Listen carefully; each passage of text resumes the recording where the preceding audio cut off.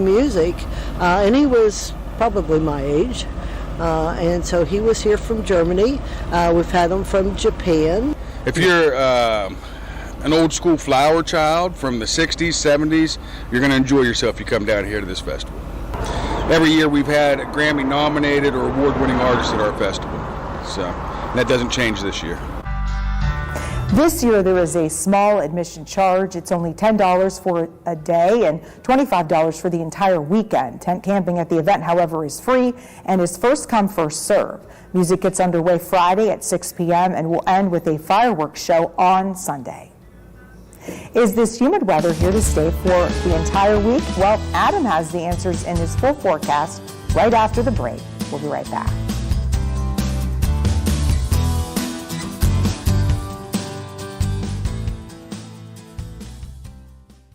Watchdog is FM 98.1, AM 1600 WKKX Wheeling. Thank you for riding with the Watchdog. Live and local, just the way you like it.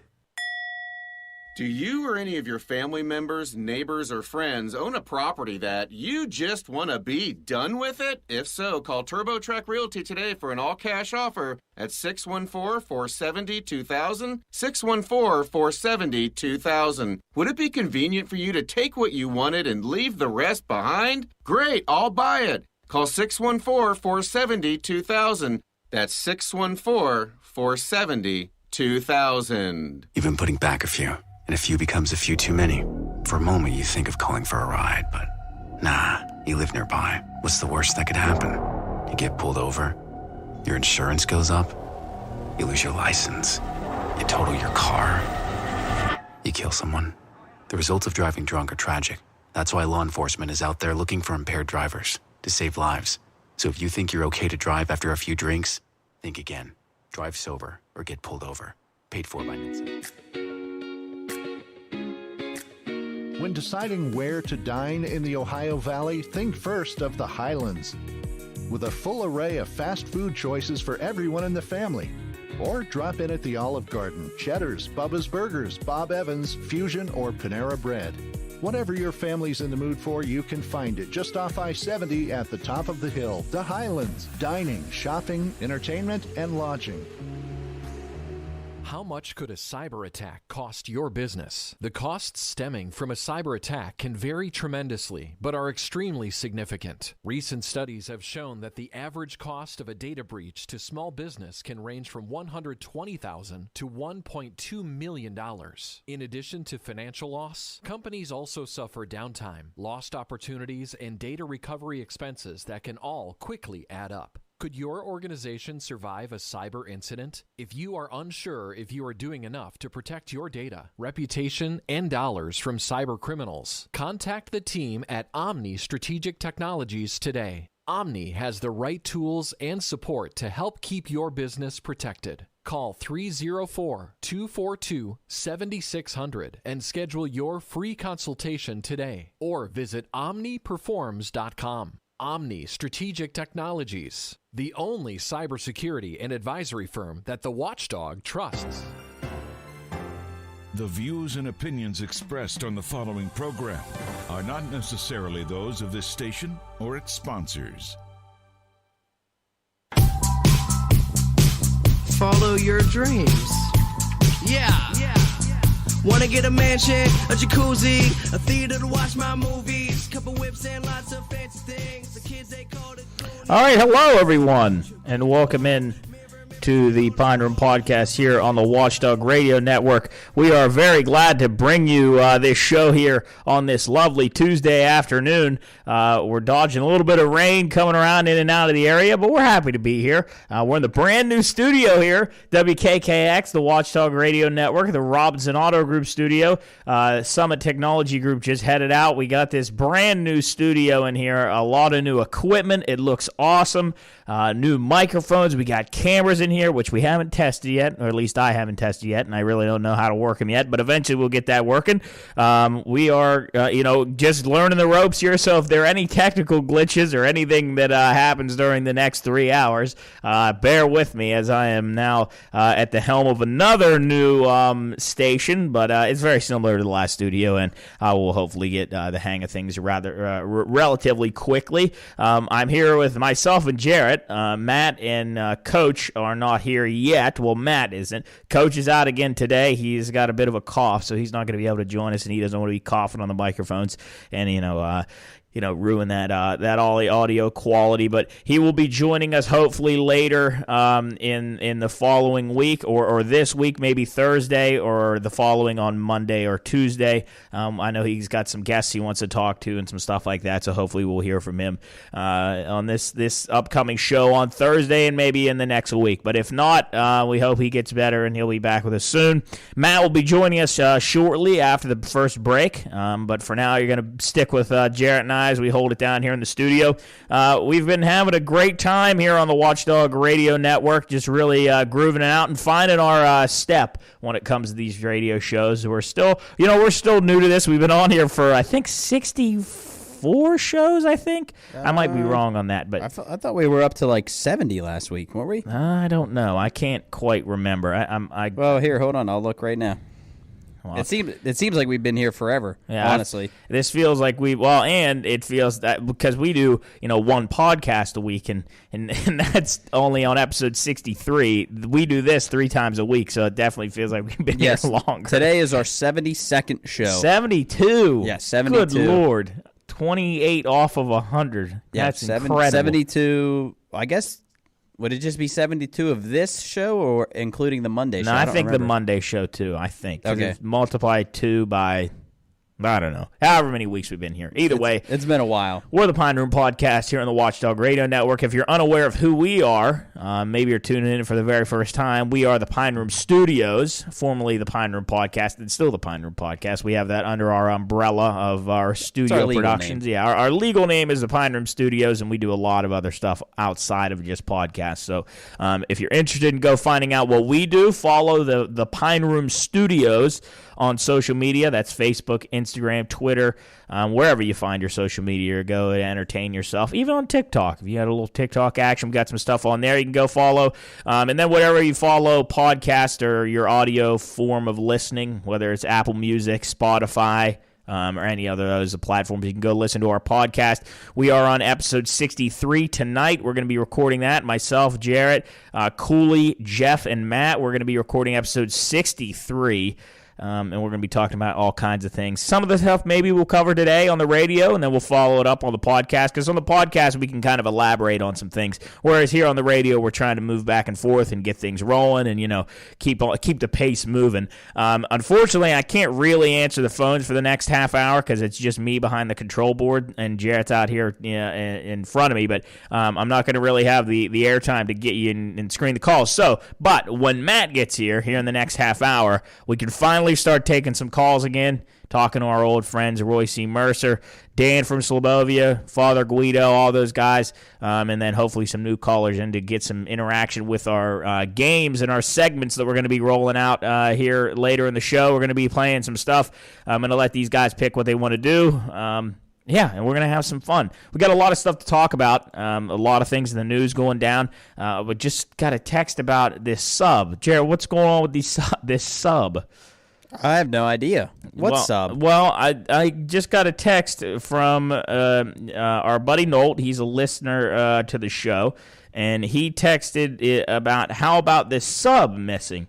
And I had no idea what that meant. I thought maybe it was a sandwich that had gone missing, or maybe a teacher had gone missing. But apparently this tourist, just happened. Yeah, this tourist sub that goes down and they survey the Titanic went down under the waves and is still missing, according to the news. When 2 did they hours go under? ago. Well, I'm going to check here on the news. I would have prepped for this, but I literally just learned about this as I was walking in here. 900 miles east of Cape Cod, with a depth of 13,000 feet was when it was lost. So that's absolutely terrifying. This company called Ocean Gate Expeditions, they have this submersible named Titan, and it's a 5-person crew, and they go down and they look, I'm assumingly, at the Titanic.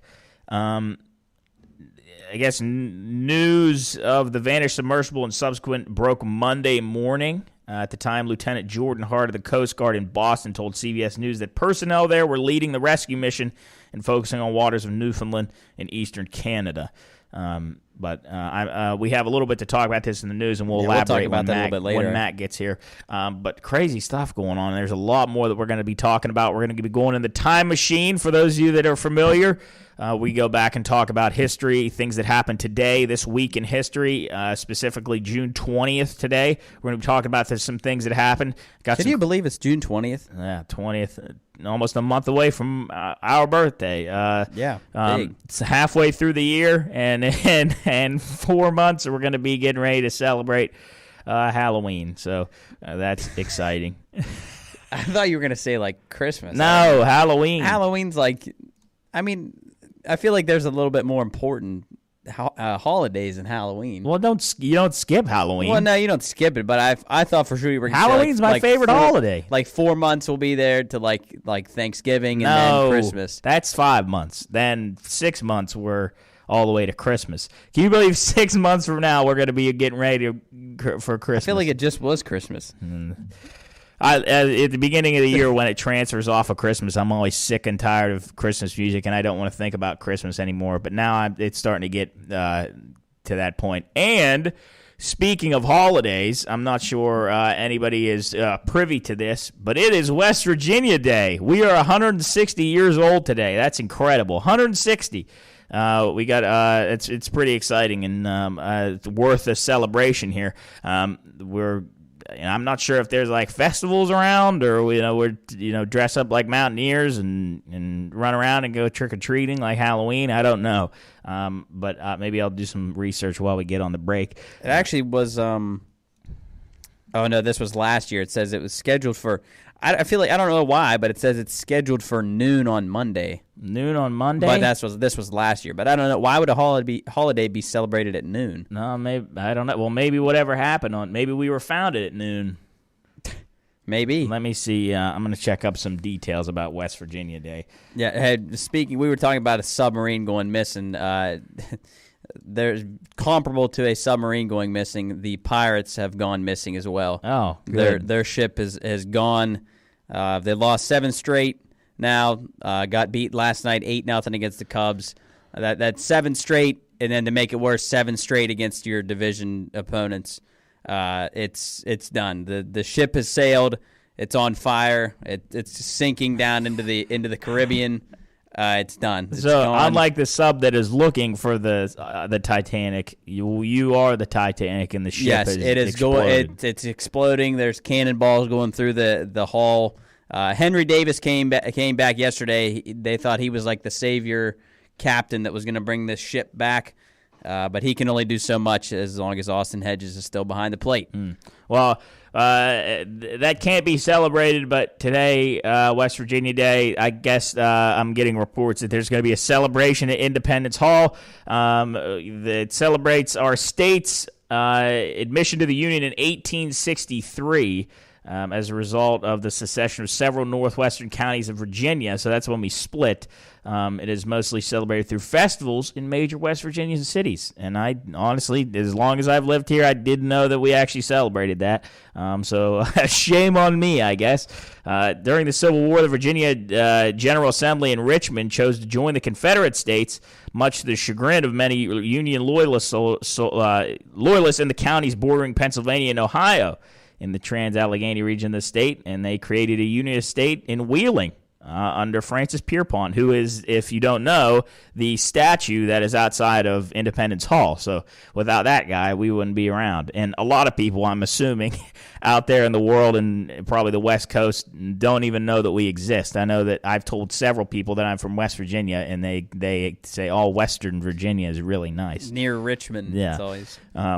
But I was watching a show, and they were picking out capitals of states, and they ran down the whole list, and they actually got West Virginia more than they did in other places. I didn't know for the longest time that Harrisburg was the capital of Pennsylvania. I didn't know that. What did you think it was, Pittsburgh? Well, I thought it was Pittsburgh, and then I thought, well, then I also didn't know that Columbus was the capital of Ohio for the longest time. Well, that was probably when I was like 10. I knew that. What did you think it was? Cleveland, I don't know. Too another thing that you don't think about a lot is Ohio has a coast, a northern coast. Like the Erie, you on mean? the lake. Yeah. Yeah, I was reading. That's not really a coast, though. Yeah, but I was reading a news story, and it said, well, something happened on the northern coast of Ohio. Nobody has ever said. Yes, I'm telling you, it was in the news. Maybe if it say that they're wrong, they shouldn't say that at all. The northern coast. I mean, it's on the lake. I guess it's a coast. Can you be on the coast of a lake? The coast of Ohio. The northern coast of Ohio. The Ohio Cape. Well, if you live in Ohio, give us a call. 304-214-1600, or send us a text 304-717-7927 and tell us if you believe you're on a coast, if you're not a landlocked state, which I don't think you are. I don't think it classifies if you're on a lake. No, I guess not, technically. Yeah, but enough Ohio talk, because it is West Virginia Day. I'm trying to. We're getting text here on the text line as I'm rolling out here, and it's a little tough being behind the board and talking about. Coach says how many states border West Virginia? 5, correct? Wait, he's asking. He says how many states border West Virginia. I'm assuming he asked that just for us to answer it. I'm assuming he knows. Well, you got Virginia, Ohio, Pennsylvania, Kentucky, and Maryland. Yes. 5. Correct. 5. Bingo. See, I'm not dumb. I might come off as dumb, but I'm not. I wonder if that's like the most of any state in the country. No, I think 5. I think 5 is a pretty average number. Like if you look at Kansas, you got Colorado, Nebraska, Missouri, Arkansas, and Oklahoma. Missouri and Tennessee, which border one another, also share borders with 8 states. Wow. Oh. Tennessee shares borders with Kentucky, Virginia, North Carolina, Georgia, Mississippi, and Alabama. What's the least border state? And Missouri. The least border state would be Alaska and Hawaii. Well, fair, but Maine would be the one that's in the actual United States. Well, I guess everybody's in the United States, but you mean on the continent. Yes. Isn't it amazing how far away Hawaii actually is? Well, Have you ever thought about that? They always put it on the map, and it looks like it's right under Mexico, and then it's out all the way in the ocean. But the place I've never been. I've always wanted to be, and I know that our good buddy Nick, he wants to go to Hawaii very bad. Yeah, Hawaii is about over 2,000 miles off the coast of California. We've been to Alaska. That's another thing, and I almost choked on my own spit. Texas, people always confuse. I watch those stupid questions that people go out in the street and they ask dumb questions of people, and normally people can't answer them. And one of those questions is, what's the biggest state in the United States? And you'd be shocked how the majority would say Texas. But it is not Texas. Yeah, Alaska's actually like huge. Alaska could be its own country. I don't know why we got into this topic. Yeah, I don't know where we went with that, but happy West Virginia Day to all you West Virginians out there. If you are interested in listening to any of our talk, because we're inside of West Virginia, we are a West Virginia business, and we have a very special connection to West Virginia, not only because we live here, but we also are working with other businesses inside West Virginia. You can check out Soup and Stuff and listen to all the businesses we highlight here in the West Virginia area and all the people we highlight here in the West Virginia area. Also, we have a beer. The Pine Room Lager is all over the state of West Virginia and only in West Virginia. You can only get it within the borders of our wild and wonderful state. You can get it from north to south. Not sure how far south you can get it. Not sure how north you can get it yet. But you can get it in a lot of locations here in Wheeling. 25 locations, I believe it was in Wheeling, was this morning the number that was updated. You can get it in places like Mount Deshaun Kroger, Gumby's. You can get it in a lot of different restaurants. The Cheese Melt is one in Warwood, which I frequent very much. And they just opened up their tap for the Pine Room Lager. You can also get it in other places around Wheeling. I mean, I can run. I got the All right, list run the here. game. I'll Go. run real quick here in Cairns. 19th hole, Wanda's Bargain Barn, Dog's Den, Dirty Dog Tavern, El Grand Patron, Ellen Jack's, Figueretti's, Generations, Geno's on River Road, which is Gumby's in Woodsdale, Elm Grove, Kroger, Loading Zone in Triadelphia, Loading Zone in Bethlehem, Pickles, the Pine Room at Ogleby, Quarterdeck, Ruttenbucks, Smith Oil in Warwood, Smoker Friendly at the Highlands and Wheeling Island, Spy Dog Golf Clubhouse, Stag House, TJ's, and the store in West Liberty. That's all the cans. And then draft is River City, Naughty Pines, Jen's, Alpha, the West Sports Bar, Talkiera 304, Ellen Jack's, Cheese Melt, and El Grand Patron. Nice. So all of those. A lot of places. Yes, you can get many places. Go get your and probably beer. some places outside of Wheeling that we don't. That I maybe yeah, weren't aware that's of. just with Karen Buyer that we know of like in our area. So and we know that it's down in Elkins around Big Timber and the folks down there, and I think in Parkersburg too. Yeah, shout out to Jared and Wayne. They've been our main men for the past couple of months. We've really hit it off with them. They've come up here a couple times. We've gone down there. They came up for our beer launch. Just great guys. And Wayne was actually on the radio with Coach on Donnie Gilbert's show a couple days ago. I think it was last week. They were on the radio talking about the beer. They were down at Cheers in Moundsville, I believe. They're at Cheers talking about some beer and stuff, talking about all kinds of things, Big Timber, and Wayne's just a heck of a guy. He's really supportive of us, and we're really supportive of them, and we are very happy to have a relationship with Big Timber and all the things that they do. But another person that we're very happy with, IC Cab.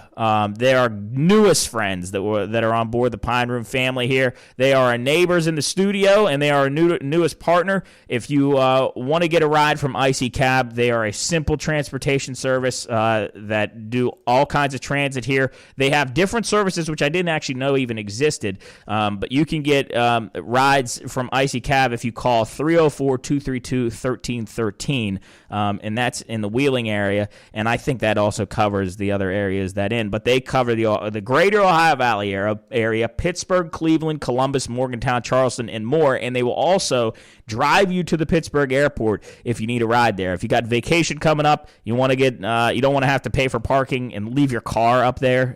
It's a waste of money. Just just call these guys at IC Cab, and they will gladly ride you up there. Cheaper than parking, so go ahead and do that. But they also do corporate transportation, all kinds of stuff, and they're hiring. So if you're interested in doing some driving, give IC Cab a call. Call 304-232-1313. You can go to their website. It's iccab.com, iccab.com. Yeah, not icy. Not icy cab, IC Cab. Like shiver, burr. Yes. But call for a ride. They're always working. IC Cab, our newest friends here in the Pine Room Studios. Also, you can schedule a future ride. So if you have an event or something, I know my coach and my mother are going to REO Speedwagon tonight, and if they were going to toss back some brews, they could call IC Cab and get them driven back home. Easy peasy, lemon squeezy. But we're the Pine Room Podcast. We got to take a quick break here. Matt will be joining us after the break. We're going to be talking about some sports, and then heading into the time machine, doing all kinds of stuff. And we got some game segments coming up here after a couple breaks. All kinds of stuff: news, notes, sports, all kinds of stuff here on the Pine Room Podcast. Stick with us. We'll be right back here on the Watchdog Radio Network. We love you very much. Stay tuned. Pine Room Podcast. Watchdog. Yeah. West Virginia Metro News, I'm Chris Lawrence. Charleston police say a group of people were playing a video game this morning in a Charleston apartment when somebody brought out a gun and suddenly one of them was dead. Lieutenant Tony Hazlett is the chief of detectives for the Charleston police. There were several people inside the residence, and he pulled out a gun, said he was going to shoot everyone, and ended up shooting the victim in the neck. He was located right there close to the scene. Witnesses said the action appeared to be a joke until the gun went off. The alleged shooter is identified as 29-year-old George Yeh. He's from Trinity, North Carolina. The victim is 21-year-old Tevin Jackson of Charleston, who was dead at the scene. Yeh is lodged in the South Central Regional Jail without bond, charged with first-degree murder. A St. Albans man has been convicted of child pornography charges after a two-day trial in Charleston federal court. 57-year-old Billy Griffith was convicted of receipt of child pornography and possession of prepubescent child porn. He was arrested in August of last year after the material was discovered during the execution of a search warrant at his home. Officers had traced digital downloads to the IP address at his house and found more than 3,000 digital media files. All of this occurred while Griffith was an auxiliary police officer for the St. Albans Police Department, and his wife operated an in-house child daycare out of their home. He'll face 5 to 20 years in prison. Police in Martinsburg have arrested an acquaintance of a woman who was found dead last week from an apparent gunshot wound. Authorities say Zakai Pardiza has been charged in the killing of Hannah Wilson. You're listening to Metro News, the voice of West Virginia. Governor Jim Justice and the First Lady Kathy Justice hosting a reception at the State Culture Center this hour, the event at the state capitol, celebrating 160 years of West Virginia statehood. It was marked today with festivities throughout the afternoon at the state capitol with music from West Virginia artists, the state's official birthday cake, and the official West Virginia Punch, which is being named today as part of an ongoing contest. Later on this afternoon, Governor Jim Justice will speak with reporters during his regular media briefing. From the Metro News Anchor Desk, I'm Chris Lawrence. Why? Just think about it. Why is the #1 selling brand of chainsaws not sold at Lowe's or the Home Depot? We can give you over 10,000 reasons. That's how many authorized local steel dealers you can find across the country. Visit one and you'll find a range of dependable gas and battery-powered tools, from trimmers to blowers. And you'll find service from experienced professionals. Real steel. Find yours at steelusa.com. Lowe's and Home Depot are trademarks of their respective companies. You took the first step and quit smoking, but even former smokers may still be at risk for lung cancer. That's why SaveByTheScan.org wants you to know about a new low-dose CT scan that can detect lung cancer early. It takes only 60 seconds and could save your life. You took the first step, now take the next. Visit SaveByTheScan.org for a simple quiz to see if you're eligible and talk to your doctor about screening. SaveByTheScan.org is brought to you by the American Lung Association's Lung Force Initiative and the Ad Council. Ready, set, go get your Toyota today. Check out Toyota's wide range of all-wheel and four-wheel drive vehicles, like a sporty Camry or a stylish Corolla, both with great MPGs. Or come in and test drive a new RAV4, Highlander, or Corolla Cross, each with plenty of cargo room, so you can be ready for any adventure. Visit buyatoyota.com, the official website for deals. Hurry, offers end April 4th. Toyota, let's go places. When deciding where to dine in the Ohio Valley, think first of the Highlands, with a full array of quick service choices from McDonald's, Wendy's, Five Guys, Taco Bell, Jersey Mike's, Jimmy John's, Chick-fil-A, or DeCarlo's Pizza. Or you can dine in at Eden Park, Primanti Brothers, Texas Roadhouse, El Paso, or Quaker Steak and Lube. Whatever your family's in the mood for, you can find it just off I-70 at the top of the hill. The Highlands, dining, shopping, entertainment, and lodging.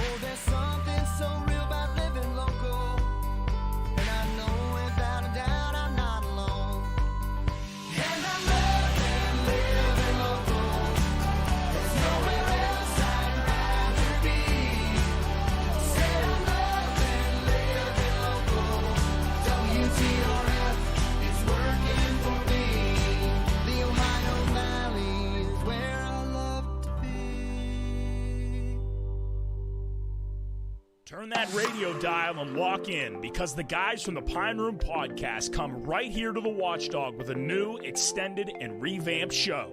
Adding 6 more hours into the week, join the guys from the Pine Room Podcast every Tuesdays and Thursdays from 12 noon to 3 o'clock to talk local, national, and global sports, news, pop culture, and everything in between. The Pine Room Podcast, right here on the Watchdog. Do you or any of your family members, neighbors, or friends own a property that you just want to be done with it? If so, call TurboTrack Realty today for an all-cash offer at 614-470-2000, 614-470-2000. Would it be convenient for you to take what you wanted and leave the rest behind? Great, I'll buy it. Call 614-470-2000. That's 614-470-2000. You've been putting back a few. And a few becomes a few too many. For a moment, you think of calling for a ride, but nah, you live nearby. What's the worst that could happen? You get pulled over, your insurance goes up, you lose your license, you total your car, you kill someone. The results of driving drunk are tragic. That's why law enforcement is out there looking for impaired drivers to save lives. So if you think you're okay to drive after a few drinks, think again. Drive sober or get pulled over. Paid for by NHTSA. 1 in 3 adults has prediabetes. 1 in 3. That means it could be you, your football buddy, your football buddy. Or you, your best man. Your worst man. You, your dog walker. Your cat jogger. While 1 in 3 adults has prediabetes, with early diagnosis, prediabetes can be reversed. Take the risk test at doihaveprediabetes.org. Brought to you by the Ad Council and its Prediabetes Awareness Partners. One thing I'm never gonna do is throw away my dancing shoes. And oh Lord, don't try me, really not tonight. I'll lay down and die, I'll scream and I'll cry. We've already wasted enough time. I'm never gonna not dance again. I'm never gonna not dance again. Oh, I just wanna. All right, welcome back into the Pine Room Podcast here on the Watchdog Radio Network. We are jamming to some Pink here. Never Gonna Stop Dancing Again. I was in the car after the radio show on Monday, and Hannah, my girlfriend, said, you should have been playing this on your way back into the show. So I threw that in there. A little upbeat, get you moving on this Tuesday afternoon. Matt's with us in the studio. Welcome back, Matt. Greetings, gentlemen. How are we today? Very good. I can't hear myself. Can you guys hear me? He's a little low. Actually, I think I feel a little low, too. But Well, I think... Oh, yeah, let's just hope we're on. Okay. Yeah, you guys are good. You guys are good. We are good, and good to be here. Tuesday afternoon, a little hazy out there, a little humid actually. Yeah, it is after humid. the rain, so yeah. But we're here in this beautiful studio. Things look good. Those look good in here. Still getting used to the equipment. My computer's not working yet. So that's okay though. I got enough notes and stuff on my phone that we can make do. I know we had a couple text messengers coming in already. So West Virginia Day, I heard you guys talking about that when I was driving over. How old are we? 160. 160. We made it. Yeah, we made it. I don't know what we made. That but was the end of the Civil War, correct? Yeah. Would it have been? Or was it the start of the That was Civil kind of like War? when we started. Yeah. That's how we became a state is to join with the union. Yeah, because we said heck with those guys. Yeah, because And the rest of the state, the eastern part of Virginia, obviously went with the Confederacy, led by obviously Robert E. Lee, who was from Virginia. Bobby Lee. Yeah, Bobby Lee. Bobby Lee decided to lead the Confederacy, and so what's cool too is people say, well, no president's actually been born in West Virginia. Well, actually, one was. It was considered Virginia then, but it would have been West Virginia if we'd already broken away. Oh, really? Do you guys know who it is? Oh, it's a high school. You should know it if you remember our Herbert Hoover going through. No, but that's a good guess. But you got to think older than that. Ooh, but so it's one of the schools that we would see on our from time to time. I'm trying to think. I want to say they might be in Class A. I keep thinking Robert C. Byrd, but that's not he wasn't a No, he president. was a senator. He wasn't a president. An active Klansman yeah, too. Not Thomas Jefferson. No. I think there's a TJ and a GW in every state. What division or what? I want to class? say it's a lower class. It's either two. It's like Class A or it's Class AA. It's way down south, past Princeton. Oh man! Way down the border. All right, let me give you another clue. He's the 5th president, and he's the only president that there's a capital city in Africa that is named after him. Oh, I know this. James Madison? No, you got the James part right. Oh my God, I got it. I don't know. Monroe. Yeah. Dang. Yeah. James Monroe. So Dang. so if West Virginia was an active, state at that time, he would have been born in West Virginia. So that's right, James Monroe. I do remember seeing them. What I got to see. I don't remember. I want to say they maybe were in there with Central when those teams. Like yeah, Class I think A. they played them in the. I want to say they have played them in the playoffs. Well, or something, yeah, maybe. I think I remember that because Central had to drive all the way down there. It was like a 5. It might have been. They had to wake up. Something happened that they had to wake up that same morning and drive down. Right. Yeah, I remember that whole saga. Somebody could remember that for it. It was like they had to drive down that morning and then they played and then got beat, I think. Yeah. That was right around and I can't Thanksgiving remember time, I believe. What happened, why they had to do that. Yeah, James Monroe High School. It might have been one of them weather issues again. I think it was. Only public high school in Monroe County in West Virginia. It has 493 students. Yeah, it's pretty small. I want to Job, see. We got someone on the line. Yeah, for the first time in 3 weeks, 2 weeks. Dan from Slobovia is back. Oh, he's alive. The man is alive. Dan, welcome to the show. Hey, leave Bob Huggins alone. He's coming to the island of misfit toys with the rest of them. Perfect. He's coming over in a little bit. Hey, have you seen the news about Saudi Arabia and the Slobovian Golf Association? No. Well, you guys are involved in that merger. I did not know that. Yeah, we took on some Saudi Arabian golfers. We have Alibaba. We have Ollie Income Free. We have Aladdin. We have the Iron Sheik. Free disposal of his body. You know what I mean? Right. But yeah, we got a lot of. We have Lawrence of Arabia. He's pretty good. Yeah, he rides a horse, and it's kind of like a polo type thing. You know. How's your golf courses over in Slobovia? Hey, yeah, well, everything's good over here. We're currently off the coast of Warwood looking for the submarine that was down with the Titanic. It could be near you guys. Maybe. Do you think it could have floated down the Ohio? It could, with all possibility, with the English involved, it could be anywhere. Absolutely. You know, yeah. Did you see all the people passing out at the parade in England from the heat? No, I didn't see this. Yeah, the government regulates the air conditioning, and the only place that has air conditioning is the King's Castle. Wow. And they're having a big parade. I don't know what the parade was for. It wasn't for me, I know that. It was for West Virginia Day, probably. West Virginia, by golly, West Virginia. By golly, it's a goer. Hey, you'll never believe what I got at the Goodwill. Shoot, fire away. A Pete Rose authentic jersey. Oh, my. No way. For the Reds or the Phillies? For the Reds. Oh, yeah. It's one of them. It's one of them. It came from, Leads? Leads? It's got you know how they have them lid stickers on? Yeah. Oh, yeah. Yeah, there must be a store called Lids that sells jerseys. Yeah, they sell jerseys and hats, yeah. Yeah. I got one of them Pete Roses, so I'm on the bandwagon now. I'm going to play the trombone. Yeah, march Pete into the Hall of Fame if you can, Dan. Yeah, march Pete in the Hall of Fame. Yeah, he was on the island for a while. I'm sure. Yeah. He probably visits quite often. When you guys have your I gambling stuff, gambling night. Well, we had Jimmy the Greek. He was over there for a while, and so was Howard Purcell. But they caused too much trouble, so we had to put them off the island. Yeah, you'll have so that from time to time. How's everything going with the podcast? Huh? All good. Yeah, we're all very good. We missed you, Dan. It's been weeks. We were afraid Slobovia maybe sunk into the Ohio, and you were on the run from the law.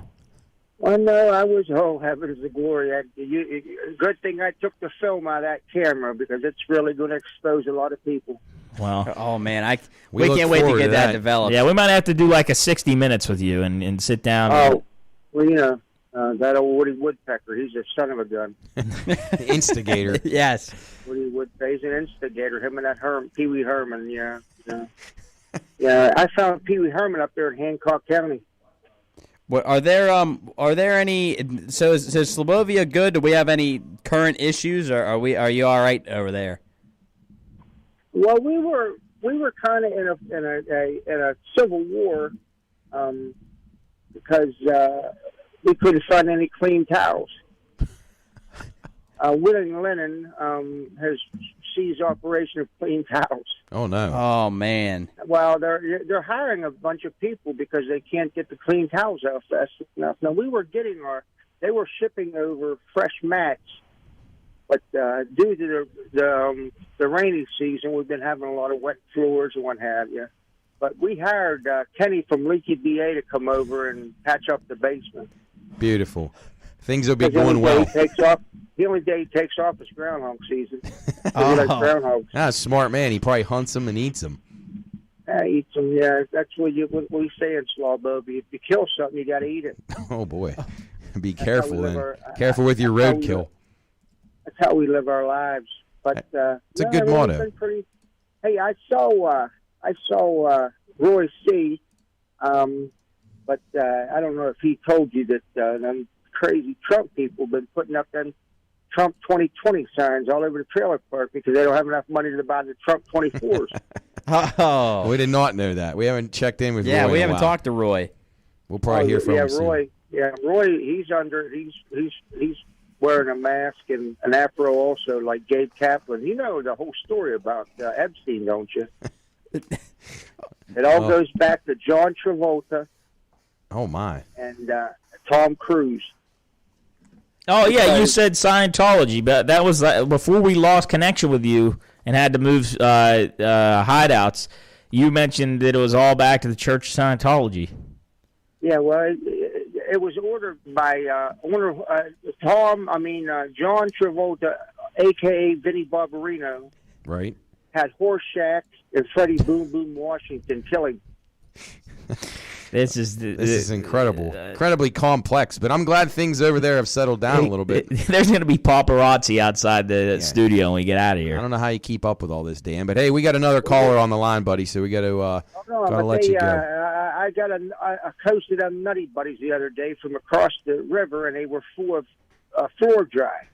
Oh, yum. So don't eat them Nutty Buddies. Stay away. All right. And the final message from Dan: don't eat those Nutty Buddies. Don't eat the Nutty Buddies. They got floor dry in them. That's scary. It's really interesting mix there, peanut butter and floor dry. Haven't tried that yet, but anyway. That was Dan from Slobovia checking in after a few weeks hiatus. As we are now in the studio, we can take calls again, and we got another caller on the line right now. It's Carl from Dallas. Carl with the K, that is. Carl, welcome back to the Pine Room Podcast here on the Watchdog. It's been a long time. Hope all is well with you. Yes, I've been on a hiatus just as well as Dan, and I had a few moments, and I was caught the show. And where's Coach?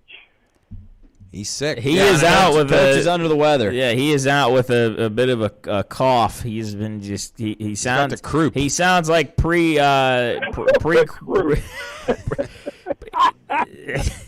he sounds like Champ before he stopped smoking. It's rough. Yeah, so Champ's cough is getting better. Mark's is getting worse. Jeez, and Mark's not even a smoker. Oh, not that we know of, but who knows? Well, no. Except when he wins those bets, though. He smokes a lot of cigars because he wins a lot, so that could be why. Well, same with you. Hey, you guys were talking about West Virginia, Dan. This is an easy – I'll give you a softball question here because I looked this up, and I looked up Wheeling. It said Wheeling's the fifth largest state. This is according to the 2021 census. So what four cities are larger than Wheeling? You would know that right off the top of your head, right? Well, I'd say start right out with Huntington and Charleston. Those would be two. Yeah, those are 1 and 2. Yeah. And then Morgantown. Yeah. And then and one of the ones in the Eastern Panhandle. I don't know what it would be. Martinsburg? Nope. It's not nowhere over there. Really? Parkersburg. There you go, Joe. There you go. Yeah. Boom. Wait, none of the Eastern Panhandle cities? Maybe just because they're all spread around. Yeah, that's maybe. strange. Martinsburg, according to this, said Martinsburg was 6, right behind Wheeling. Jeez, I found that. Oh, wow. Yeah, that's. I think Martinsburg's like a metropolis compared to Wheeling. Yeah, especially over there, was surrounded by all those. Good question there, Carl. Thanks for that. Well, you know what? I didn't want to make it too difficult, but and Jared, earlier I heard you talking about the sinking ship that the pirates are on, and yeah, it's imploding, it's sinking, it's headed toward the bottom. Hopefully they don't put out any search crews for any of those guys, maybe other than Henry Davis and Mitch Keller. No, they ought to just put Austin Hedges in a cannon and just shoot him off into the ocean. I just don't understand why keep him and DeLay on the roster is beyond belief to me. But it's frustrating. Well, in the Pirates management and front office said, well, putting him in right field right now gives us the best chance to win. How? I mean, and then you're taking the bats away from Joe and Bay and Sawinski. And then automatic out, regardless if it's DeLay or it's Hedges. But the guy said one time, well, that'd be like the Penguins. They draft Sidney Crosby. Then his first game, they start him in goal. Yeah, exactly. I mean, the Pirates are they're so bad. Henry Davis had a double, then they had 4 singles, and that was it. That's it. Yep. That's it. Actually, hey, real quick to go back what we were talking about. Wheeling actually has a population of 25,924, while Martinsburg's only 18,988. So 7,000 more. That doesn't seem right to me. Crazy. At all. That doesn't seem right at What'd all. you say, not 18,000? Yeah, 18,000, about 7,000 less people than Wheeling. Okay. Yeah, it's crazy. And then, hell, Moundsville was 17th on the list that I was looking at with 7,900. I just, yeah. And as I scrolled down, it's like there were so many places, little small towns we've never heard of or been to, and wouldn't even be able to find them on a map. And I'm actually amazed at what number 7 is behind Martinsburg. I had no idea that they were this populated. It was this big. Weirton at 7. Yeah. Yeah, Weirton at 7 ahead of Fairmont. Yeah. Well, hey, isn't Job's lady friend up from there? Yeah. She's a weird. She's a. What are they, Red Riders? Is that what they are? No. Yeah, Red Riders. She's a Red Rider. She's not a Blue Dawn. She made sure to tell me that she's not a Blue Dawn. Yeah. She's Red Rider. Red Rider. So hey, is Coach going to be good enough to go to that concert tonight? I think so. I think he'll be able to recover. He's probably for resting that. up. He is. That. He should be. Well, yeah, because he's going to be singing along to all those songs. But I wouldn't be surprised. You know how your dad's a mover and a shaker.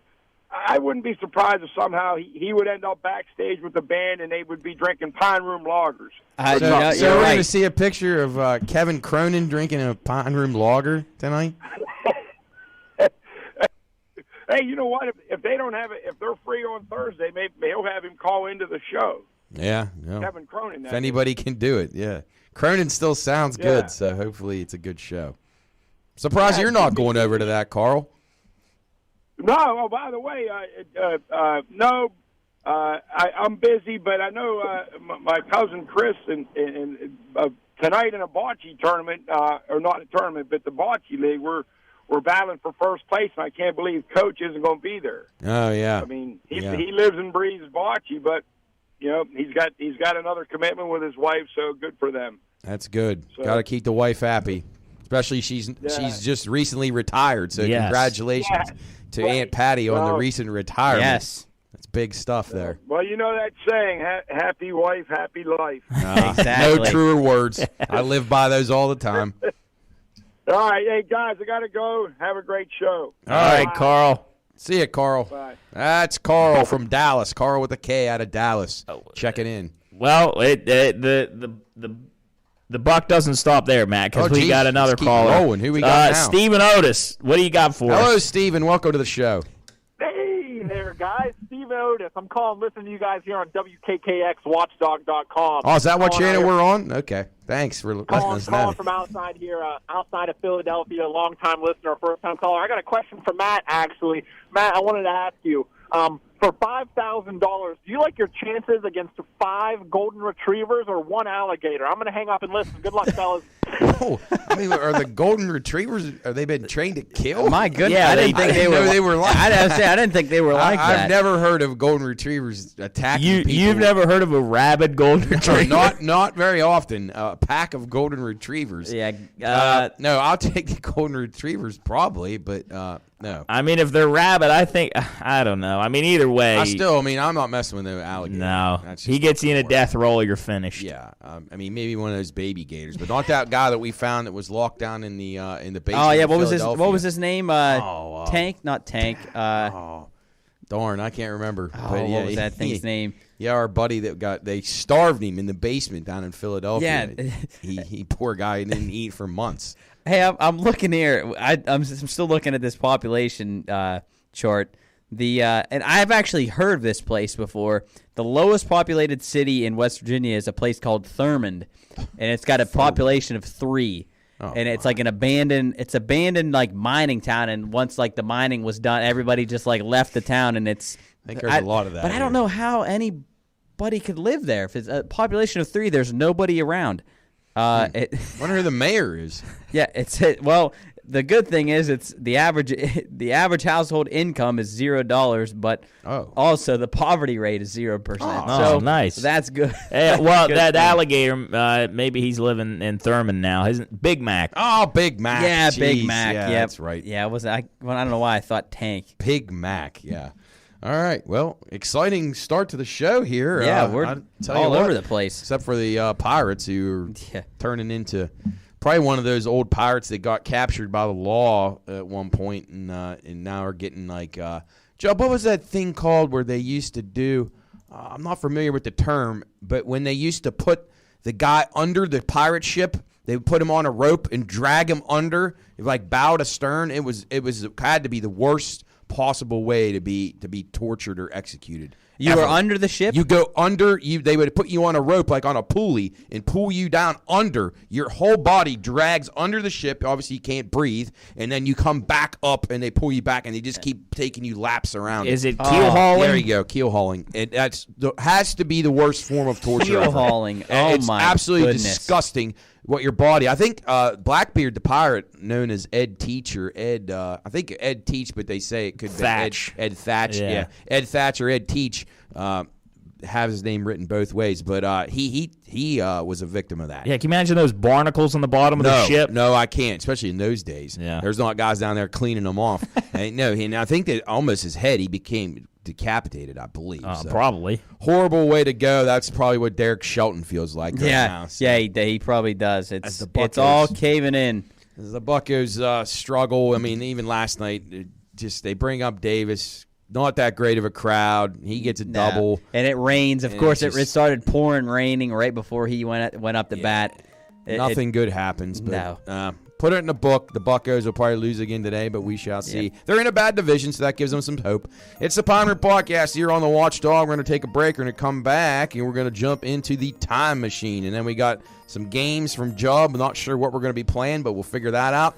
Talk more about the news and stuff. You guys hit on the submarine. We'll finish up with that and some other stuff, the latest things, and then finish the show with some TV talk. Talk about some shows and some things streaming. It's the Pine Room Podcast on the Watchdog. We'll be right back. And leave teardrops everywhere. You'd think me rude, but I would just stand and stare. I'd like to make myself believe that planet Earth turns slow.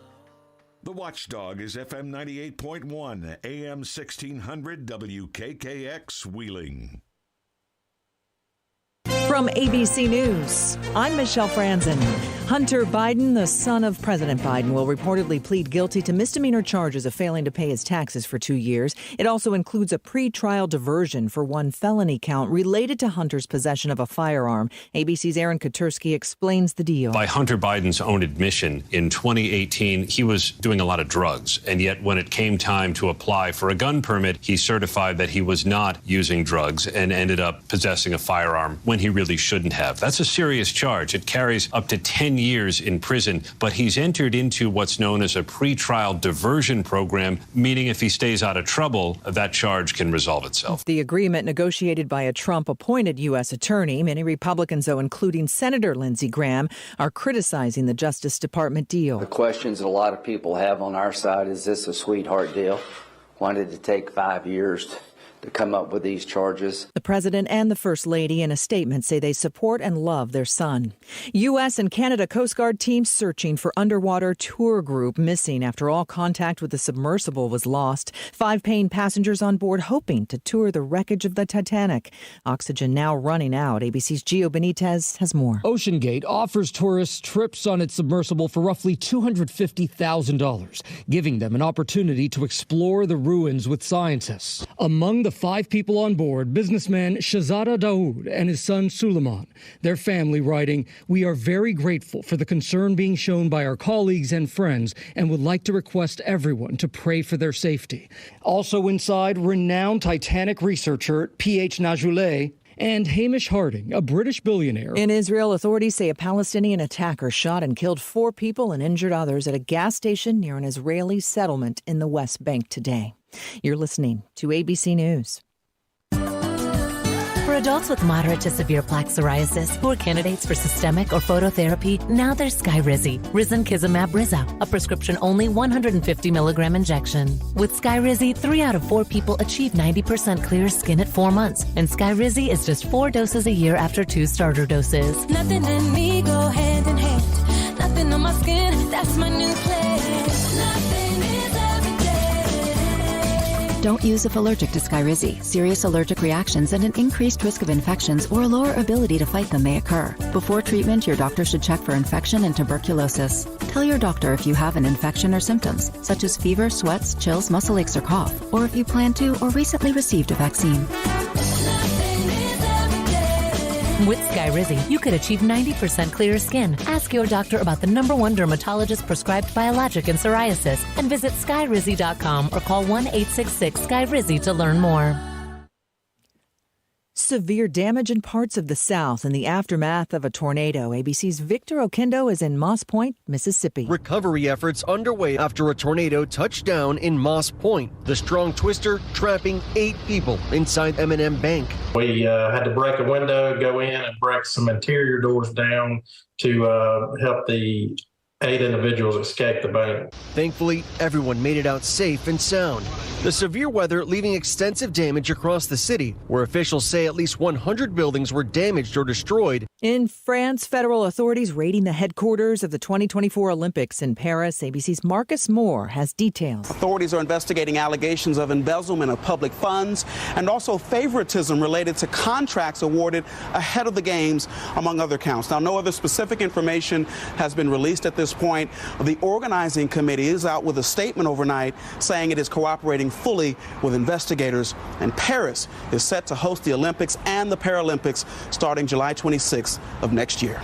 Older adults who take a low-dose aspirin every day may be significantly raising their risk of developing anemia. A new study links the prolonged use of daily aspirin to a 20% increase in the risk of anemia in people ages 70 and older. And it's worse for those with underlying diseases. Check with your doctor before making any changes. This is ABC News. Uh-oh, Brad's buzzed. Oh, yeah? Yeah, he's starting with the woots.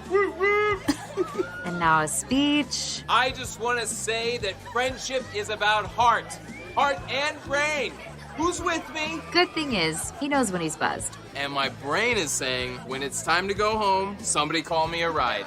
Love that guy. Me too. Know your buzzed warning signs? Call for a ride when it's time to go home.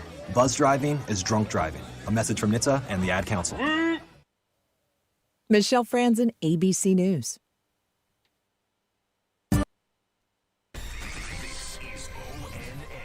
I'm Kate Burdett on the Ohio News Network. A woman is speaking up about the sexual abuse she suffered from her basketball coach several years ago at Bloom Carroll High School in Carroll, 30 miles southeast of Columbus. Yolanda Harris with ONN affiliate WBNS-TV has more. Mackenzie Mason says she had a relationship with Chad Little from her sophomore to senior years at Bloom Carroll High School. He was her basketball coach and the school's athletic director. There were multiple times where I felt like if I said no or if I walked away, I was going to be in trouble. He portrayed it of like, well, you know what people are going to say about you, which I think was the hardest part. Chad Little is currently serving 4.5 years in prison. He'll spend the rest of his life as a registered sex offender. I'm Yolanda Harris. A disturbing discovery at a home in the town of Mantuay, 30 miles northeast of Akron. The Portage Animal Protective League says 146 dead dogs were found there Friday. John Collier is a neighbor. He says the homeowner, Barbara Weibel, who records show founded an animal rescue group called Canine Lifeline, hasn't been around for months. 6-8 months. Really haven't heard much. She just left. Not a care in the world. I don't know who could do that or why she would do that. Police are investigating. And there was no winner in last night's Powerball drawing. The new jackpot for Wednesday's drawing is $400 million. I'm Kate Burdett on the Ohio News Network. Thank you for riding with the Watchdog. Live and local, just the way you like it. Ready, set, go get your Toyota today. Check out Toyota's wide range of all-wheel and four-wheel drive vehicles, like a sporty Camry or a stylish Corolla, both with great MPGs. Or come in and test drive a new RAV4, Highlander, or Corolla Cross. each with plenty of cargo room, so you can be ready for any adventure. Visit buyatoyota.com, the official website for deals. Hurry, offers end April 4th. Toyota, let's go places. The Highlands Sports Complex is the Ohio Valley's most exciting place to play. A state-of-the-art facility offering fun for the whole family with a climbing wall, arcade, indoor turf, hardwood courts, classes and camps for kids and adults. Plus, you can take a break in the on-site cafe. Learn more online at hitthehighlands.com, or better yet, stop in and visit the Highlands Sports Complex at the top of the hill off I-70.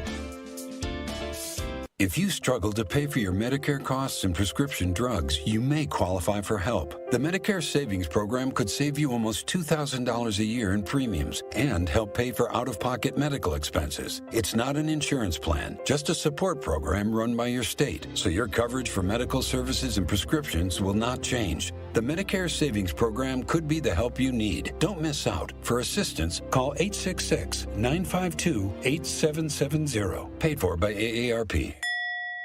Do you or any of your family members, neighbors, or friends own a property that you just want to be done with it? If so, call TurboTrack Realty today for an all-cash offer at 614-470-2000, 614-470-2000. Would it be convenient for you to take what you wanted and leave the rest behind? Great, I'll buy it. Call 614-470-2000. That's 614-470-2000.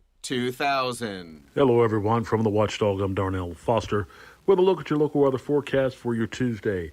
After a few scattered showers, becomes just mostly cloudy for the majority of the day. An afternoon high near 80 degrees. The overnight low of 67 under mostly cloudy skies.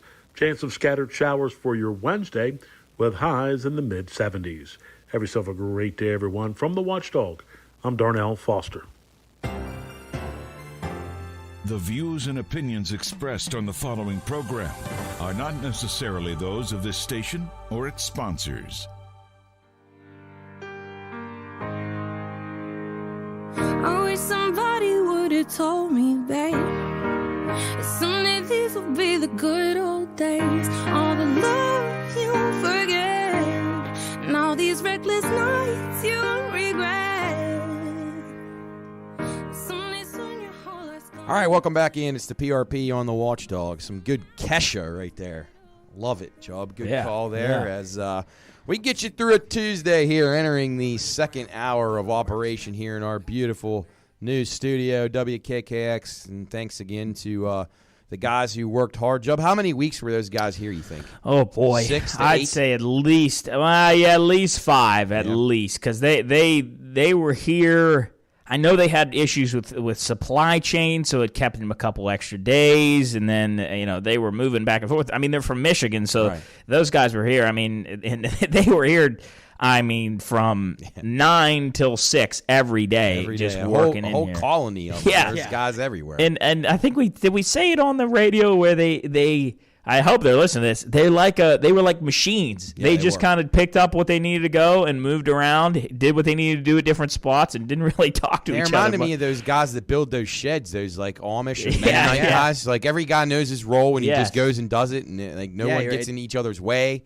They're just all down to business. Yeah, so great job to those guys. Thanks for everything they did.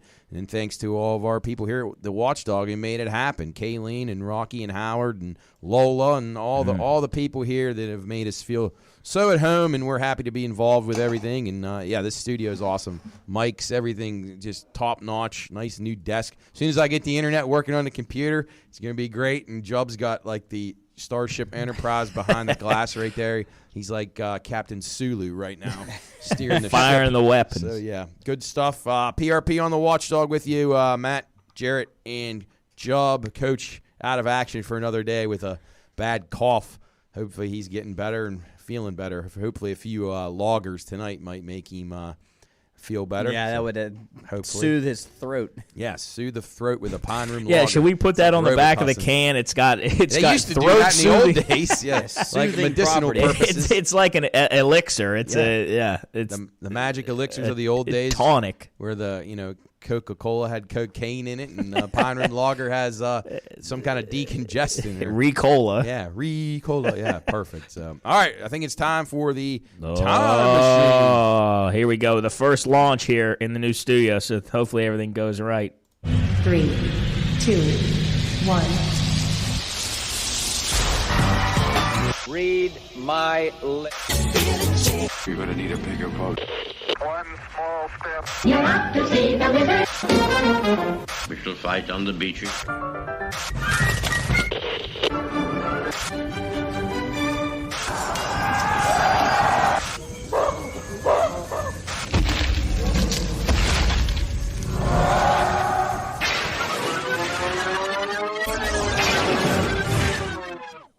Oh, that smooth ride today. Smooth. Beautiful. I didn't come out of my seat. That new fuel injector we put in. Yeah. I think my favorite part of when we go back is here in Winston. Oh, yeah. We will bike them on the beaches. Yeah. That's the way you're talking. It sounds like a Quarren from Star Wars. Yeah. Well, all right, Matt, take us through our first place. Let's go. June 20th. The year is 451. In the Battle of Cannonian Plains, the Romans and the Visigoths defeat Attila the Hun in the northeast part of France, preventing the Hun invasion of Gaul. This battle kind of legitimized the Germanic tribes of the area through the northern part of Europe, not Scandinavia, but a little bit south of that, and got the majority of the Franks to come together under one king. So the Romans were involved on the side of the Visigoths and some of the Germanic tribes, and then they would end up going on and fighting them for years and years and years to come. But a very worthwhile battle, noteworthy battle, as Attila the Hun goes down in defeat. Yeah, it looks like I'm looking at the strengths here, and apparently on one side, I believe this is I think the Romans, they had 30 to 80,000. But some estimates vary. And then it doesn't say. All it says is many tens of thousands for the Hunnic Empire. I don't think they were guys who counted up very accurately. They're just waves of barbarians all throughout. I guess they lost thousands. So yeah. Poor Attila. He shut her down. Wanted to feed his men raw meat before battles. Yummy. Well. All right, I'll take the next one here because this is pretty cool. I think we talked about this, or maybe it came up before. But this ship, 1819, today in history, June 20th, the SS Savannah reaches Cork, Ireland, after a 29-day-plus voyage from Savannah, Georgia, to become the first steamship to cross the Atlantic. If you've never seen this thing, go look up a picture of the SS Savannah. It looks like your average, tri-sailed sailing ship, but on the side it had a wheel, and that would power it along as a hybrid. So it wasn't a full steamship. It was a hybrid, which is a side wheel steamer built in 1818. And like I said, it was the first steamship to cross the Atlantic Ocean, and it was mainly under sail power from June 1819, and then I think they would, I don't know when they would employ the steam power, maybe in rough waters or maybe going, I don't know. Probably easier to keep low course wind with that, too. Yeah. And you see a lot of those steamships up and down our rivers here over the years. Here's a cool little factoid. So the builders were Fickett and Crockett, and the cost to build it was $50,000. How much do you think that translates into today's money? Well, in 1819. In 1819, that's got to be like $5 million. Not quite. I'd say like 1.5 million. Not even that. 774,000. Oh wow. Yeah, that probably makes not sense. as much as I thought. Apparently, it wrecked at Long Island though, November 5th, 1820. Wonder what happened. The rudder stuck. I don't know. Did you guys ever see those ships out on the river? Like the Valley Voyager, that one that comes up from down in Louisiana with the big have the big like stern wheel. Oh yeah, those are. I've been on one before. They're neat. They are. Yeah. Cool stuff. Yeah, it used to be. Is the Stern Wheel Festival? Does that still happen around here? I think so. I don't know. They stopped it for COVID, and I think they brought it back though. Yeah. Nice. Cork, Ireland. And what a name. Yeah. That's awesome. Second largest city in Ireland. All right, Jared, what we got next? Yeah, we're going to head up to 1837. Queen Victoria at 18 ascends to the British throne following the death of her uncle and King William IV. She would rule for 63 years. How about that? Yeah, Victorian era. Good job, Queen Victoria, at 18. Apparently, there's a couple positive facts about Queen Victoria. She was quite literally born to be queen. Obviously, she's got blue blood in her, and she was born despite her grandparents, King George III and Queen Charlotte, having 15 children. Yeah. Good Lord. Before Victoria was born, there was only one legitimate heir to the throne in her generation, King George, his daughter, Princess Charlotte. However, Charlotte died in childbirth before producing an heir, leading her uncles, including Victoria's father, Edward, on a feverish quest to marry and produce a legitimate heir. So there you go. Then she was born, and she was barely 5 feet tall. Yeah, she's really small. Real tiny. Yeah, real tiny woman. She was, and I'm assuming this is the case for a lot of those for royalty. Is she was under like constant supervision growing up. She like people were just constantly over top of her, making sure she was doing what she was supposed to do. She was multilingual, knew some different languages. I believe she knew English and German. She had German roots, and she actually survived multiple assassination attempts. So there you go, Queen Victoria, good lady. And she was what, the great grandma of Queen Elizabeth, right? Yeah, Lizzie. Yeah. Gosh. All right. Can't imagine being queen at 18 years old. How about some of the ones that are like Baby. kings at like 6, Crazy. 3 months? Crazy. You got a diaper on the throne. Joffrey Baratheon. Yeah. Horrible. Madmen. All right, June. Geez, I'm getting ahead of myself. June 20th, 1867, President Andrew Jackson announces the Alaska Purchase from Russia for less than 2 cents per acre. I think we got a good deal on that. I think we got a heck of a deal. The Great Northwest. But yeah, we were just talking about the Alaska beginning of the show. Yeah, quite a impressive terrain up there in Alaska. So good purchase by Andrew Good Johnson, Lord, who was impeached. He got a lot for that. What did I say? I think I said a while ago he fleeced the. Oh, he did. Yeah, he did. Yeah, he did fleece. The purchase added 586,000 square miles of new territory to the United States for the cost of $7.2 million in 1867. How do we do that? Which now is $151 million. Can you imagine what it would be like now in today's world or back in the 80s if Russia controlled that Alaska? That would be how dangerous. That'd be we scary. Would consider that to be. I mean, wow. There'd probably be a bridge Putin's across. probably so pissed off that they sold that. He could dominate Canada. He could invade everything. He wonder could do whatever he wanted. Wouldn't that be interesting to think? Like if there would be if they did control that, would there be some kind of like bridge or something? I mean, it's almost right through the Bering Strait. It's not far from Russia. A few miles, really, right? I think you could less see than it 60 miles. At some point. Well, yeah, I mean, they made fun of Sarah Palin when she said she could see Russia, but more or less, if she was out and in the waters off there, you probably could if you have a telescope or a good set of binoculars. It's roughly 55 miles 55, between mainland Alaska and Russia. Isn't that crazy? Yeah, no, it's uninhabited areas of Russia, but I mean they would definitely be a problem if they were on our continent. Yeah, it looks like the city of Yulin, I think, as it's called, right across the pond there. Yep. All right, Job, your girl up next. Yeah, geez. This one was something we talked about on the podcast a while back, but on June 20th, 1893, Lizzie Borden, the famous axe murderer, acquitted of I guess she was acquitted, the 1892 axe murders of her father and stepmother in Fall River, Massachusetts. This is a really, really, really fascinating story.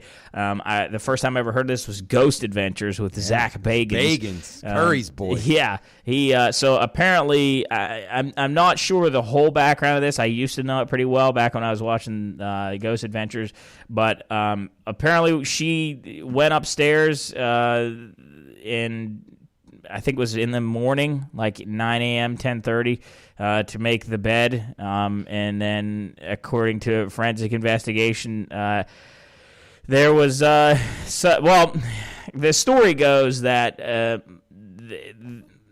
how am I trying to word this here? Because she was acquitted of the crime. She was tried, of course, of the axe murders of her father and stepmother in Fall River. Like I said, no one else was charged for the murders, and despite ostracism from other residents, Borden, she actually spent the remainder of her life in the same place. She died of pneumonia at 66. But the Borden murders in trial received widespread publicity throughout the United States, along with Borden herself. And they're like a pop culture reference if you listen to hear about Lizzie Borden. Like I said, they're on Ghost Adventures and stuff like that. And they've been depicted in numerous films and plays and literary works and stuff like that. But she just, and I think she did it. If she didn't do it, then who else did it? But she just went up while her parents were like in the middle of doing stuff and hit him over the head with an axe, and that was it. And it's incredible. You can see like the whole crime scene. It's actually kind of brutal. But yeah. What do you think the jury was thinking on this? They just I didn't don't have know. enough evidence? I literally don't know. I mean, today she'd be locked up, no questions asked. There have been DNA and things like that. I don't know. Lizzie's initial answers to the police officers' questions at the times were strange and contradictory. Initially, she reported hearing a groan or a scraping noise or a distress call before entering the house. 2 hours later, she told the police that she heard nothing and entered the house not realizing that anything was wrong.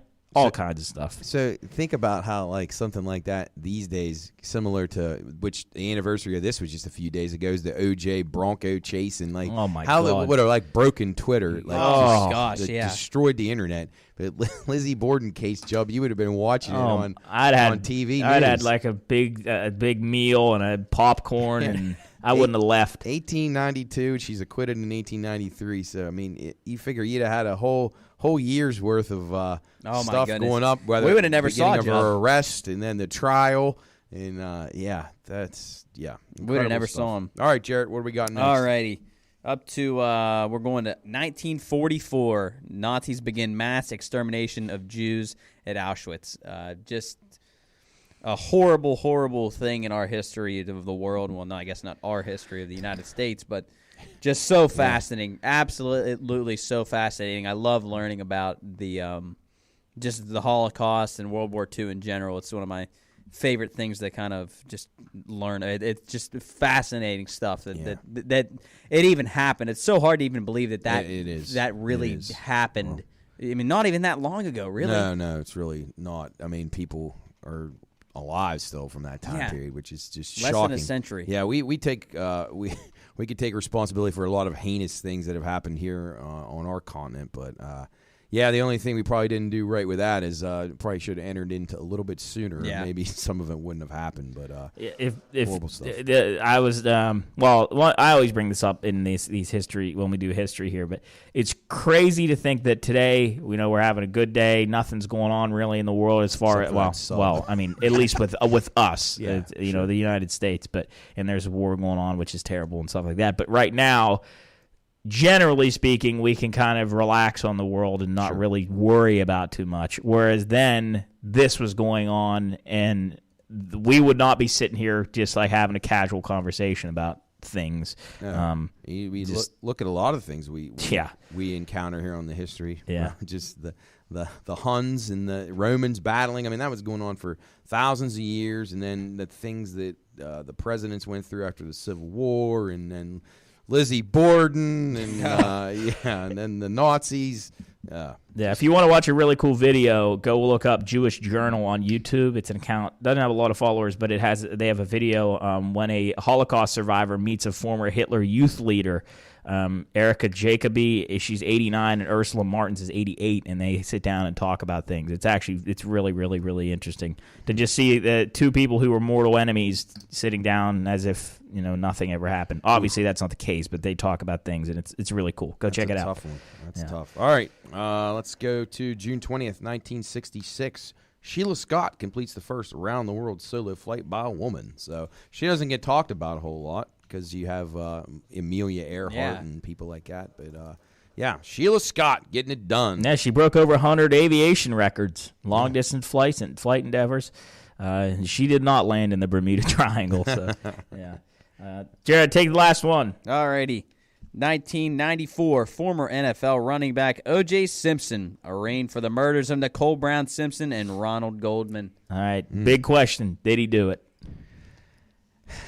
Well, I would say it looks certainly like he did. But I will be honest, when I was in middle school for that trial, I thought the prosecution did a poor job, and I don't blame them for acquitting him. I would have had a hard time convicting him on that jury based on the evidence and some of the things that they left, with the gloves and the stupid decisions that Marcia Clark and Chris Darden made during that job. I wish you would have been around to watch that trial. That was incredible. First time ever anything like that ever happened. So. Just incredible. Was it kind of all? It was all over the news. Like it was it. It was all the only thing. Yeah. When then you had that Bronco chase before he turned himself in. I mean, that was the most incredible television ever. They took the NBA Finals off the television to put this on. Really? That's why. To me, that's why. If you watch the show, it kind of you kind of get some more of those details. Some things just don't make sense to me, and I just, in general terms, tend to believe that he did it. Oh yeah. There's a really funny story, not funny, but the family, the Goldman family, and the foundation, they I think it was OJ that wrote the book, and he was it was titled If I Did It. Yeah. But the Goldman family sued him and got the rights to that book and published it anyway. And you can go look this up. It's on Amazon. It was supposed to be called If I Did It, and it's still called If I Did It. But on the cover of the book, it says I did it in big red letters, and then you can just see a little if in the eye. Yeah. It's I remember really that cool. was in a lot of the papers. They put that cover in It's there. fascinating. But that OJ thing was unforgettable television, the Bronco thing, and then like the following years when the trial started. So like my entire summer, I can remember my dad and my grandpa, that's all they did was watch this thing. All they did. They were glued to that television for the entire day. It was incredible drama. I really don't know that much about it. Watch the 30 for 30 on the ESPN did. I think it's like a 6-parter, but it's pretty good. I need to watch that. It gives you a comprehensive rundown of the people that OJ knew, the Kardashian families involved, and all these famous people that you would know. And like OJ, they didn't know if he was going to kill himself or what he was going to do when he's driving a Bronco down out on the LA interstate, and just amazing stuff. And they actually took the Knicks and the Rockets off the TV to put this thing on. That is incredible. And I was a big Knicks fan at the time, so it was like, oh my God, a team finally makes it to the finals for the first time in my life. And you're OJ watching a guy get it. chased. But it was incredible. I remember just sitting there watching that and just like, oh my God, what's going to happen? Incredible drama. Never forget where you were when that happened if you were alive to remember it. So. A lot of history today. I feel like I say that every week. Just crazy stuff happens every day. Yeah, I don't know many days that didn't have something exciting. But wonder if there's a day that nothing happened. Nothing happened. Nothing notable ever happened. Probably not. I don't think so. I haven't found that day yet, but we'll continue to search here on the PRP on the Watchdog. Job, are we ready for a break? Yeah, we're heading there. We got a minute. All right, we're going to get ready to take a break. Remember, check us out on social media at the Pine Room Studios. Contact at thepineroom.podcast.com is our email. Get out the Generations. Get that burger. Yummy. Generations, the Always Pine Room sounds Burger. good. Yeah, I know, because we're always really hungry in here. And then the Kegler's launch party on Friday. Be sure and check it out. Get your Pine Room Lager. Jarrett went through all the spots that have it. I'm sure more people will be getting it on tap as their kegs empty from the other seasonal ales that they may have on tap. And be sure, text us, PRP. Text line 304-717-7927. And when we're back, the phones are operational. So the free-owned stack, is it still free-owned stack? I don't have the little thing think here. So, yeah. 304-214-1600 if you want to give us your 2 cents. Yeah, I saw Jim Frio, I think his name is. Yeah, and Shane Stack. Yeah, I saw him at the bank the other day. Yeah, good guys. Free-owned stack. So if that's still operational, we hope it is. I think it is. We've got 3 calls already, so be sure and check that out. And then visit our friends at IC Cab. Joe did a good consultation for them earlier. 304-232-1313. Champ swears by IC Cab. So that's all you got to say. It's the PRP here on the Watchdog. We're going to take a quick break. We're going to be back, and Jub's going to surprise us with some kind of game. I'm looking forward to this. It's the PRP on the Watchdog. Matt, Jarrett, and Jub with you. We'll be right back. West Virginia Metro News, I'm Chris Lawrence. Charleston police say a group of people were playing a video game this morning in a Charleston apartment when somebody brought out a gun and suddenly one of them was dead. Lieutenant Tony Hazlett is the chief of detectives for the Charleston police. There were several people inside the residence, and he pulled out a gun, said he was going to shoot everyone, and ended up shooting the victim in the neck. He was located right there close to the scene. Witnesses said the action appeared to be a joke until the gun went off. The alleged shooter is identified as 29-year-old George He's from Trinity, North Carolina. The victim is 21-year-old Tevin Jackson of Charleston, who was dead at the scene. Yeah, is lodged in the South Central Regional Jail without bond, charged with first-degree murder. A St. Albans man has been convicted of child pornography charges after a 2-day trial in Charleston federal court. 57-year-old Billy Griffith was convicted of receipt of child pornography and possession of prepubescent child porn. He was arrested in August of last year after the material was discovered during the execution of a search warrant at his home. Officers had traced digital downloads to the IP address at his house and found more than 3,000 digital media files. All of this occurred while Griffith was an auxiliary police officer for the St. Albans Police Department, and his wife operated an in-house child daycare out of their home. He'll face 5 to 20 years in prison. Police in Martinsburg have arrested an acquaintance of a woman who was found dead last week from an apparent gunshot wound. Authorities say Zakai Pardiza has been charged in the killing of Hannah Wilson. You're listening to Metro News, the voice of West Virginia. Governor Jim Justice and the First Lady Kathy Justice hosting a reception at the State Culture Center this hour, the event at the state capitol, celebrating 160 years of West Virginia statehood. It was marked today with festivities throughout the afternoon at the state capitol with music from West Virginia artists, the state's official birthday cake, and the official West Virginia Punch, which is being named today as part of an ongoing contest. Later on this afternoon, Governor Jim Justice will speak with reporters during his regular media briefing. From the Metro News Anchor Desk, I'm Chris Lawrence. Why? Just think about it. Why is the #1 selling brand of chainsaws not sold at Lowe's or the Home Depot? We can give you over 10,000 reasons. That's how many authorized local steel dealers you can find across the country. Visit one and you'll find a range of dependable gas and battery-powered tools, from trimmers to blowers. And you'll find service from experienced professionals. Real STIHL. Find yours at stihlusa.com. Lowe's and Home Depot are trademarks of their respective companies. Oh, there's something so real about living local. And I know without a doubt I'm not alone. And I love living local. There's nowhere else I'd rather be. Say I love living local. WTRF is working for me. The Ohio Valley is where I love to be. How much could a cyber attack cost your business? The costs stemming from a cyber attack can vary tremendously, but are extremely significant. Recent studies have shown that the average cost of a data breach to small business can range from $120,000 to $1.2 million.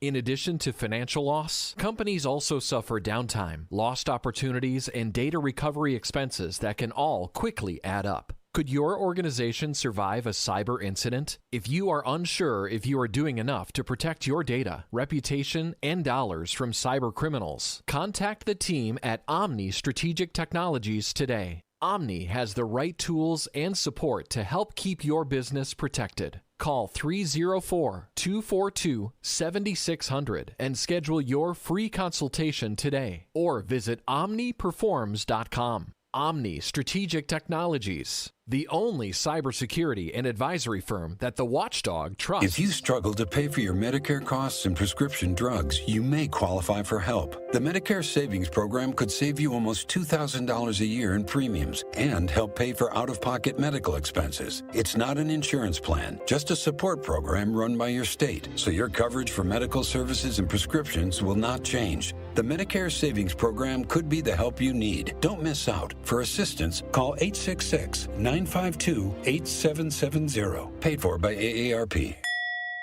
Do you or any of your family members, neighbors, or friends own a property that you just want to be done with it? If so, call TurboTrack Realty today for an all-cash offer at 614-470-2000, 614-470-2000. Would it be convenient for you to take what you wanted and leave the rest behind? Great, I'll buy it. Call 614-470-2000. That's 614-470-2000.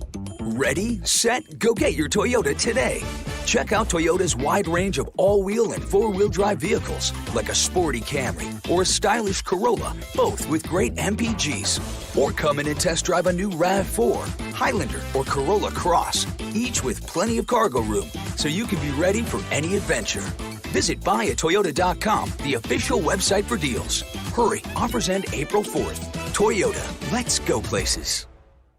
Hi, it's Howard Monroe coming up tomorrow on the Watchdog Morning Show. Is it time for Wheeling Council to refine their public comment section? We'll talk about that. Is Governor Justice's administration under investigation for the Do It for Baby Dog lottery?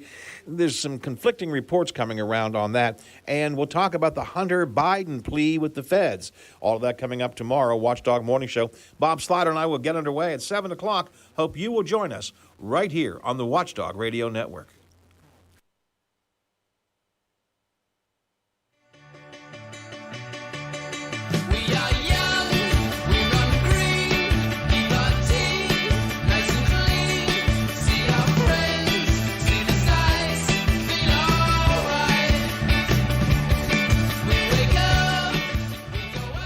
Welcome back in. It's the PRP on the Watchdog.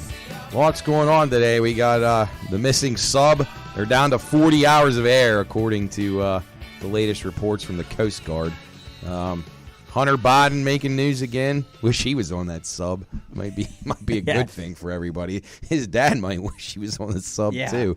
The way he's embarrassed the family of late. But anyway, we're gonna talk some more news and notes here in a little bit. But first, we're gonna finish up in the time machine and then get to whatever game Jubb has in store for us today. All right.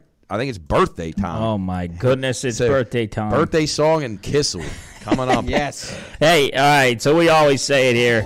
If it's your birthday or somebody's birthday you know, send us a message, 717-7927 on the text line, and we will wish very happy birthday to anyone's birthday out there, because it's fun to wish happy birthday to people, and you very much deserve a happy birthday.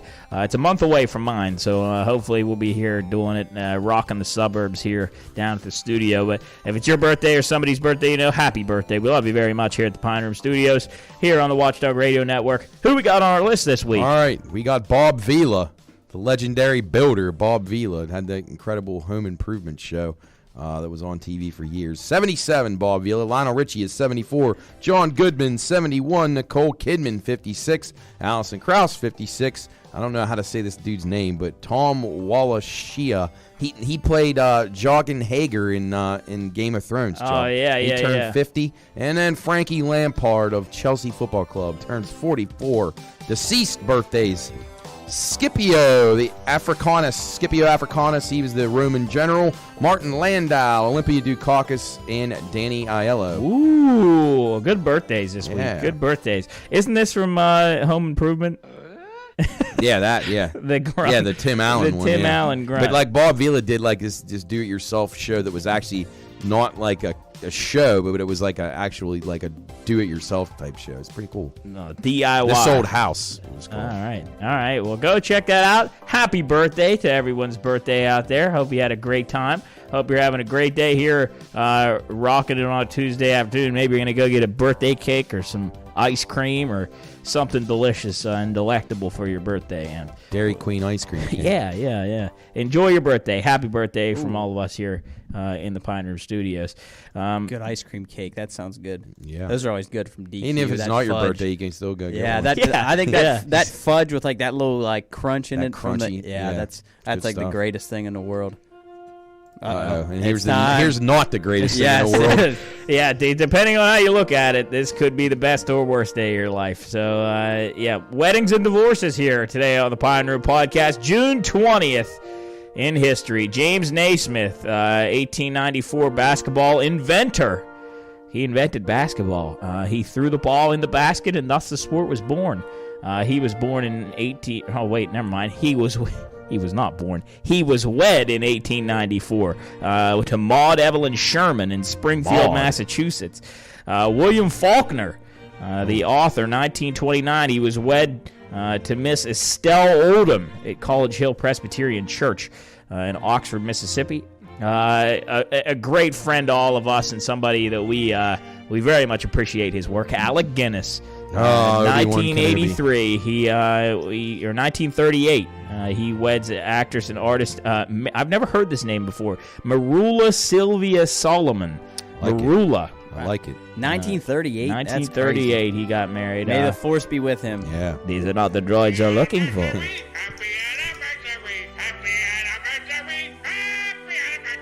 Happy anniversary, Obi-Wan. Yeah. Rod Laver, 1966. Maybe Rod Laver. Rod Laver. Rod Laver. Yep. 1966 tennis champ. He weds Mary Benson. Not Benson, Mary. Mary Benson at St. Luke's Presbyterian Church in St. Raphael, California.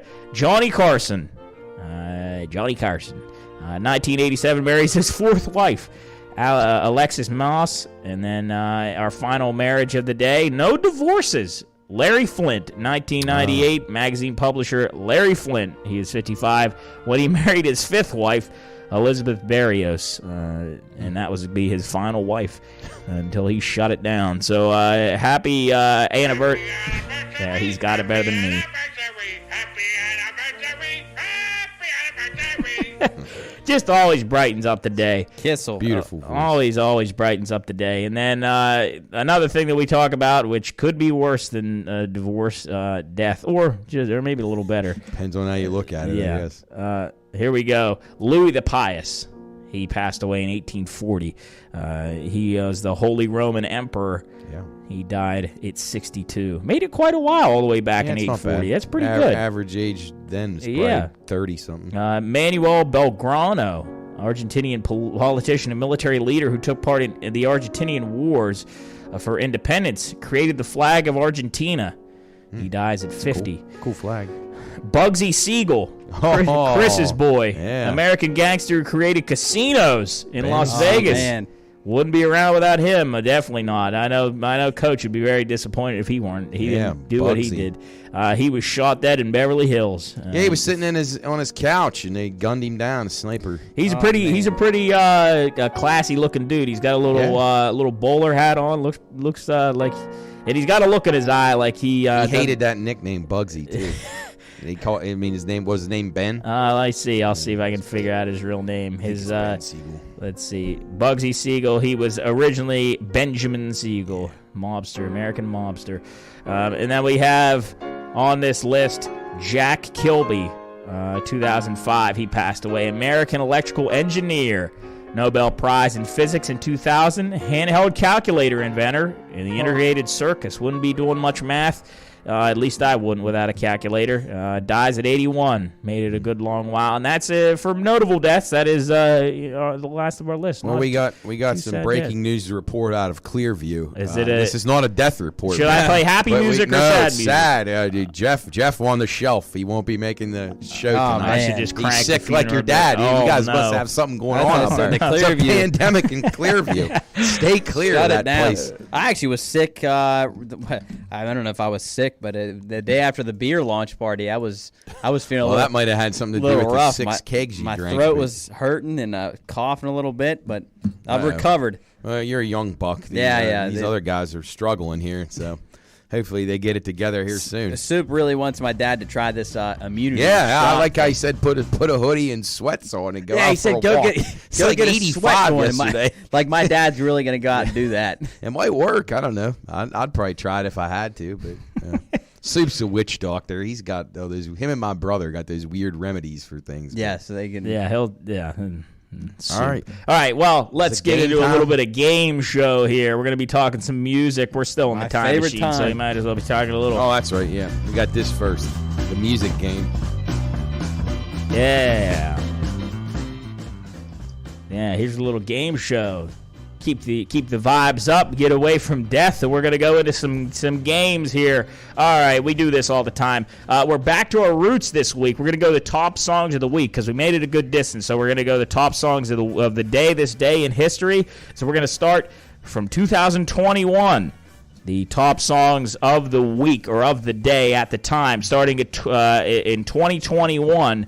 These are the daily top songs of the past decades. This is the number one song, June 20th. 2021. Are we ready? Here we go. The album, it's a single. The B-side, Permission to Dance, 1.1 billion plays on Spotify. The genre is dance pop, disco, pop, or EDM. It was released May 21st, 2021. It's a group band. It was released as a digital single on May 21st through Big Hit Music and Sony Music Entertainment as the band's second English-language single. The band never expected to release another single, But the coronavirus, it was quoted. This was quoted by saying by the artist, or the lead artist. But the virus is getting longer and longer, so we thought we needed another summer song. We thought we needed another summer number, and this song was a perfect fit for that. And now we're here. The band performed the song at the 64th Grammy Awards on April 3rd, and Rolling Stone ranked it 14th on its list of the 30th greatest Grammy performance of all time. Oh, my. Set a new Guinness World Record for the biggest song debut in Spotify history. Jeez. You said it was an English. I would say you got to be BTS. Very good, Yeah, very that's good. BTS. Can you get the name? The name's tricky. I have never heard this song, so I will not be shocked if you don't get it. BTS. It's not featuring anybody, is it? No. This is a single just with them. I'm gonna know the song, and I don't think you will because I haven't heard it. Really? And it was that popular? Oh yeah, this is like on every commercial, everything, everywhere. Really? Oh yeah, I remember that. Wow. But it has a name that I couldn't. It's another word for another. I don't know. It's a very popular condiment to put on your bread. Butter. Butter. Yeah, there you go. See, I knew it had nothing to do with. And I didn't. Oh. Yeah, that song was everywhere. Yeah, I've heard that like At least 9 million BTS. times. Butter. Good BTS. job. All right, you got half of that. I'll give you a half a point. All right, we're going to 2011. This is the number one song, June 20th, 2011, so the top song of the day. The album 21, B-side, If It Hadn't Been for Love, 1.4 million plays on Spotify. This is a solo female singer-songwriter, the genre rhythm and blues and soul and gospel, released November 29th, 2010. In 2011, it was reportedly the biggest crossover hit in the United States since 1985. Received widespread critical acclaim with praise drawn towards the song's production, its lyrics, and the artist's vocal performance. In 2012, it had sold over 8.7 million copies in the United States, making the best-selling digital song by a female artist in the U.S., the second best-selling digital song in the U.S., and the artist's best-selling single outside her native country. The song was reportedly inspired by a Nashville-schooled U.S. tour bus driver, and it was her reaction to being told that my life was going to be boring and lonely and rubbish, and that I was a weak person if I didn't stay in a relationship. I was very insulted and wrote this as a sort of F.U. Well, I'd say Adele. Yeah, definitely Adele. Yeah. Oh, man. Someone Like You would be the first thing I guess, but I don't think it's that. No. I'm trying to think of her songs. I mean, it wouldn't be Hello. It's not Rolling in the Deep. Oh, no. Darn. I thought I made it, but I was trying to... Bob Dylan wrote this about a stone. Oh, Rolling in the Deep? Is it Rolling Deep? Yeah, okay. I think that's been on the list before. It has. We had, Yeah, I think we did. But it's hard to imagine that was 2013 years ago. My goodness. Yeah. She's incredible. She kills it, though. She really is good. very, very good. Lost a lot of weight, too. She looks really good. Yeah. Really impressive. Maybe we'll She get got her a on really the show. foul mouth, too. Yeah. God. Yeah, she's good. Yeah, maybe we'll get her on the show. Think she'd come on? Oh, yeah. If only. We'll have the biggest female pop star on our show. In our dreams. This is She the might number like one. our show. Yeah, she Talk might. regular. She might. Well, if she come on the podcast and cuss, then I think she'd have a fun time. 2001. Here we go. Number one song, June 20th, 2001. This is the album Moulin Rouge. B-side, none. 360 million plays on Spotify. The genre pop, hip-hop, and soul, and R&B. Released April 10th, 2001. Solo crossover of 4 solo female artists. Slant Magazine praised the collaboration while describing it as an accolade to the performers' various distinctive styles, saying that one artist trashing it up and the other artist caterwauling her way through the second half of the song. G called Magical Kisses that paired wrote together about during the G called Magical Kisses that the pair wrote together during the recording of the album. So I'm assuming the guy that quoted that, his name is G. The song also holds the record for the longest reigning number one on the Billboard's mainstream top 40 chart for an all-female collaboration, topping the chart for 9 consecutive weeks. It is the best-selling single for 2 of the artists featured on the song. And it was the top-selling song of 2001. It has been sold over 4.2 million times worldwide as of December 2001. So I'm assuming it's gone up since then. This is the cover of original song, originally recorded and released in 1974 by Bob Crew and Kenny Nolan. Well, Christina Aguilera was one of the girls, wasn't she? One of them. Oh man! And you said it was from the Moulin Rouge. Moulin Rouge. The movie, was it Lady Marmalade? No way.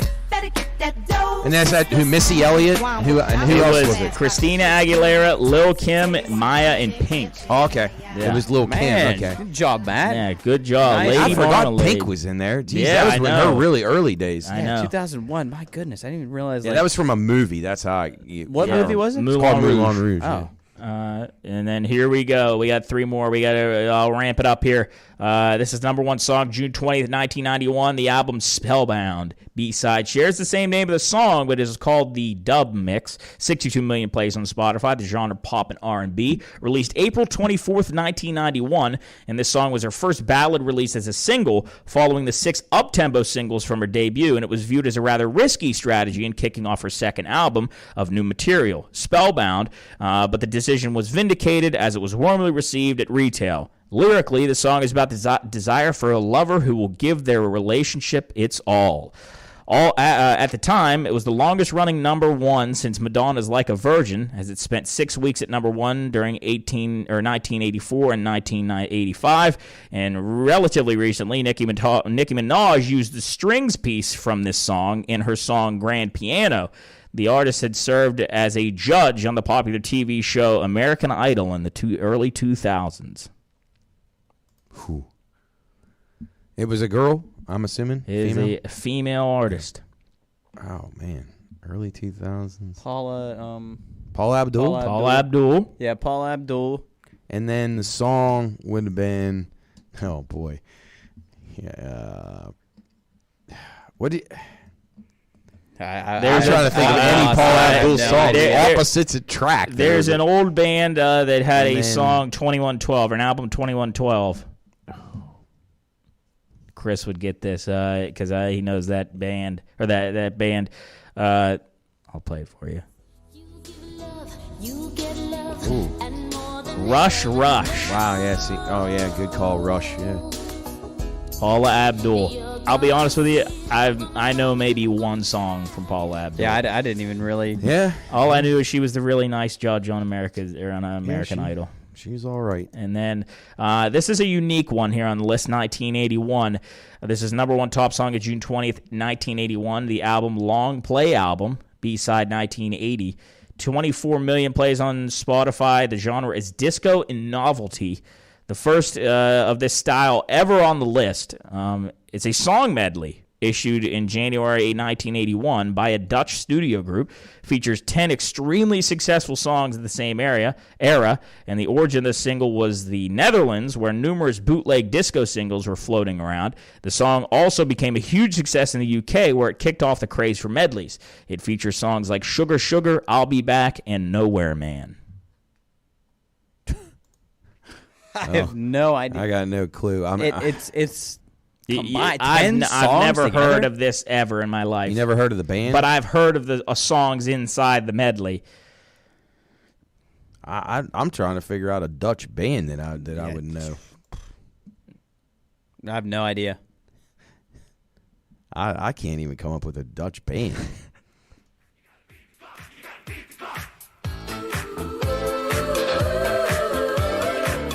This is Stars on 45. Wow. This was only number one for a week. So if you listen to this, I'll fade it down and then move it forward, and you can hear it plays through a bunch of different songs. Coach chimes in with the Archies. No. This is Stars on 45. I don't know. I have no idea. I've never heard it before in my life. I didn't know. I honestly couldn't find much info on it, but all I know is that it started off the medley craze.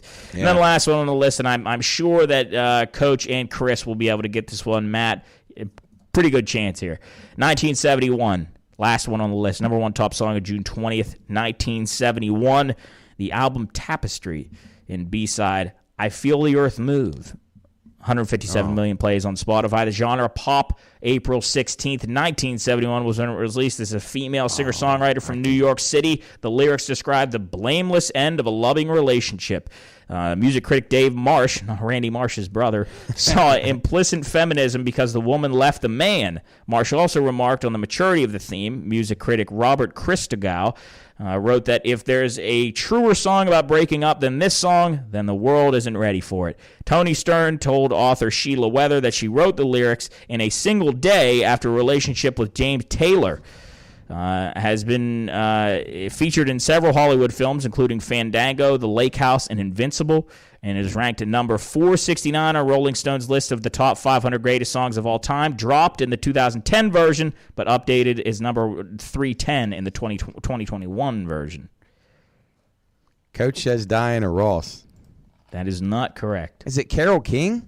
That is correct. Okay. That's what I thought. Earth Move Under My Feet? No. But see, that was the album. That's that's the only reason that I got, because Yeah. I don't know the song you're talking about, though. So. You'll recognize it. Okay. Any idea? No, I don't. All right, It's the only one I know of Carole King. I can't even believe I got Carole King. I'll let the text open for a little bit just in case Coach wants to put some input in here. It is Carole King. I'll let it ride just for a little bit. Anybody. All right, here we go. You'll know it. Here we go.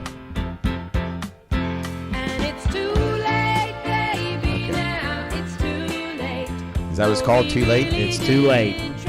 It's too late for the Pirates. It's Yes, too late it for is. Hunter Biden. It's Yes. too late for Bob Huggins. It's too late for a lot of people. There you go. Not bad. Not bad. You guys did all right this week. Got a few. Yeah, there were some Got a tough few. ones. Got a few.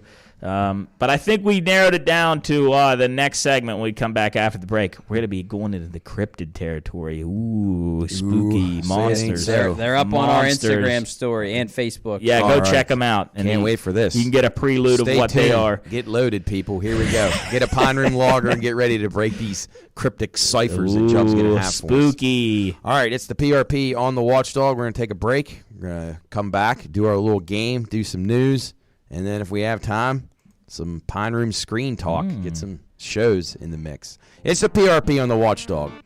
We'll be right back.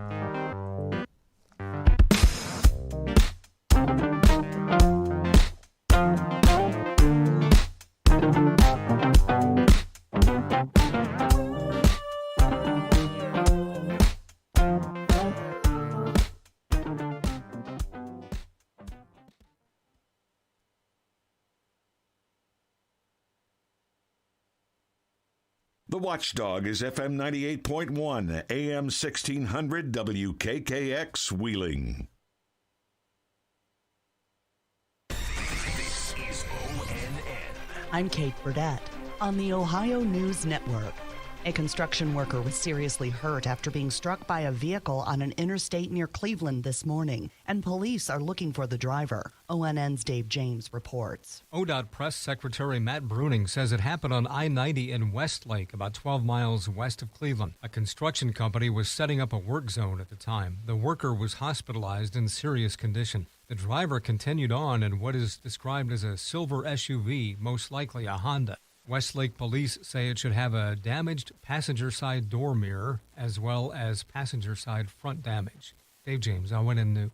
The tornado that hit the Point Place neighborhood in North Toledo last Thursday sent some medical records flying into the wind. Jeff Smith with ONN affiliate WTOL-TV explains. More than 100-mile-per-hour winds ripped off the rooftop of the ProMedica lab on Suter Avenue. That includes the offices of 2 doctors from the Toledo Clinic. There are some patient records and health information scattered in the debris. There is a bin set up at the Washington Township Fire Station on Shoreland where any records that are found can be dropped off to be shredded. I'm Jeff Smith.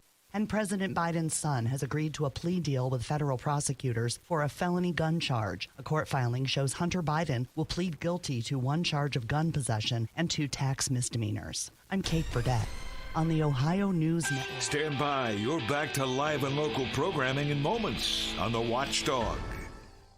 Oh, there's something so real about living local. And I know without a doubt I'm not alone. And I love living local.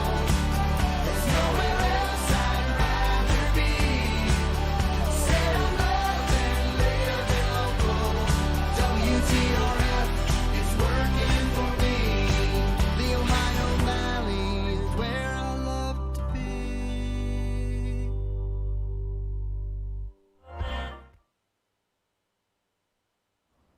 This episode is sponsored by our good friends at IC Cab. Whether you're in the Ohio Valley, Pittsburgh, Cleveland, Columbus, Morgantown, or Charleston, you've seen the cars around. IC Cab provides a simple transportation service for all your transportation needs, be it a ride to the Pittsburgh airport, because we all know it's cheaper than parking, corporate transportation, courier services, or just a ride home from the local bar. IC Cab is your way to roll. To book your next ride, call 304-232-1313 or schedule a future ride at iccab.com/contact. Then all you got to do is fill out some info and boom, you got a ride coming your way. Oh, all right, that's me. Give them a call. Tell them the Pine Room sent you.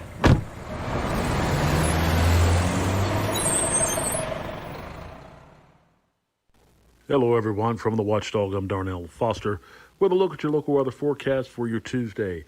After a few scattered showers, becomes just mostly cloudy for the majority of the day. An afternoon high near 80 degrees. The overnight low of 67 under mostly cloudy skies. Chance of scattered showers for your Wednesday with highs in the mid-70s. Have yourself a great day, everyone. From the Watchdog, I'm Darnell Foster.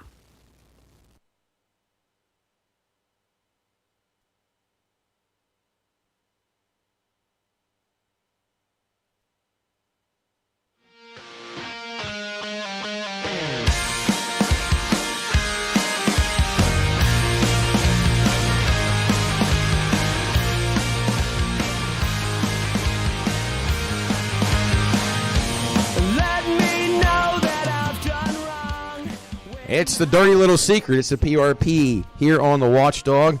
Our final hour. 2 hours just flies by. It really does. Just can't get enough time here in this beautiful new studio. Matt, Jarrett, and Job with you. Coach out sick. Carl with a K checking in. Dan from Slobovia. All is well over there on the island nation of Slobovia. And now it's time to get into these incredible crypt things that Job's going to have for us with these characters. And this is going to be fun. So without further ado. Yes. For those of you that don't know, this is a new segment similar to Two Lies and a Florida Guy. A little bit of a dark twist on it. Could be used for like a Halloween special or something of that nature, but we're going to do it here in replace of our normal game segment. So cryptids are basically animals that cryptozoologists believe may exist somewhere in the wild, but whose present and existence is disputed or unsubstantiated by science. In this segment, I'm going to describe 3 potentially famous monsters from folklore, and it's up to these 3, well, usually 3, these 2, to suss out which one is real and which 2 are fake. Similar to Two Lies and a Florida Guy. But without further ado, let's get into Pine Room Paranormal Monster Edition. All right. Here we go. We start out with the Dobar Chew. In 1722, Grace McGloylan, locally known as Grace Connolly, her maiden name, lived in the townland of Creevalay at the northwest corner of Glenade, Lao. One morning, she went out to the Lao Lake to wash some clothes. Some accounts say that her husband, Terrence, rushed to the shore after hearing her scream, whilst others say that he went down after she failed to return that evening. Both accounts say that McGloylan rushed down only to find her mutilated body with the Dobar shoe sleeping on top of her. Terrence runs home and grabs a dagger before running to kill the Dobar shoe. As the beast died, it let out a whistling yell to its mate, who soon rose from the Lao. The second beast chased him in from the Lao, and after a long and bloody battle, which some accounts say did not face alone, he killed the second Dobar Chow, now also known as the water dog, or water hound, or king otter. The Dobar Shoe is a creature of Irish folklore. According to legend, it resembles both a dog and otter, though it sometimes is described as a half dog, half fish. It is said to live in the water and has fur with protective properties. That is our number 1 cryptid. We go to number 2, the Canyon Rot Pig. In the summer of 1933, a Texas man and his wife, whose name have been lost to history, reported a horrifying incident that took place in their Big Bend National Park camping site. According to their story, the couple had been spending the weekend exploring the scenic views of Chiso's Mountain, or Chiso Mountains, and Santa Elena Canyon. And it wasn't until their last night in which they experienced such a terrifying encounter that they'd never forget. In the twilight hours of the night, the husband and wife were bedding down for the evening when they heard what sounded like a blood-curdling screech and guttural grunts that echoed through their campsite. It sounded so close, in fact, that the two believed someone had stumbled close to their tents with the intention to scare them.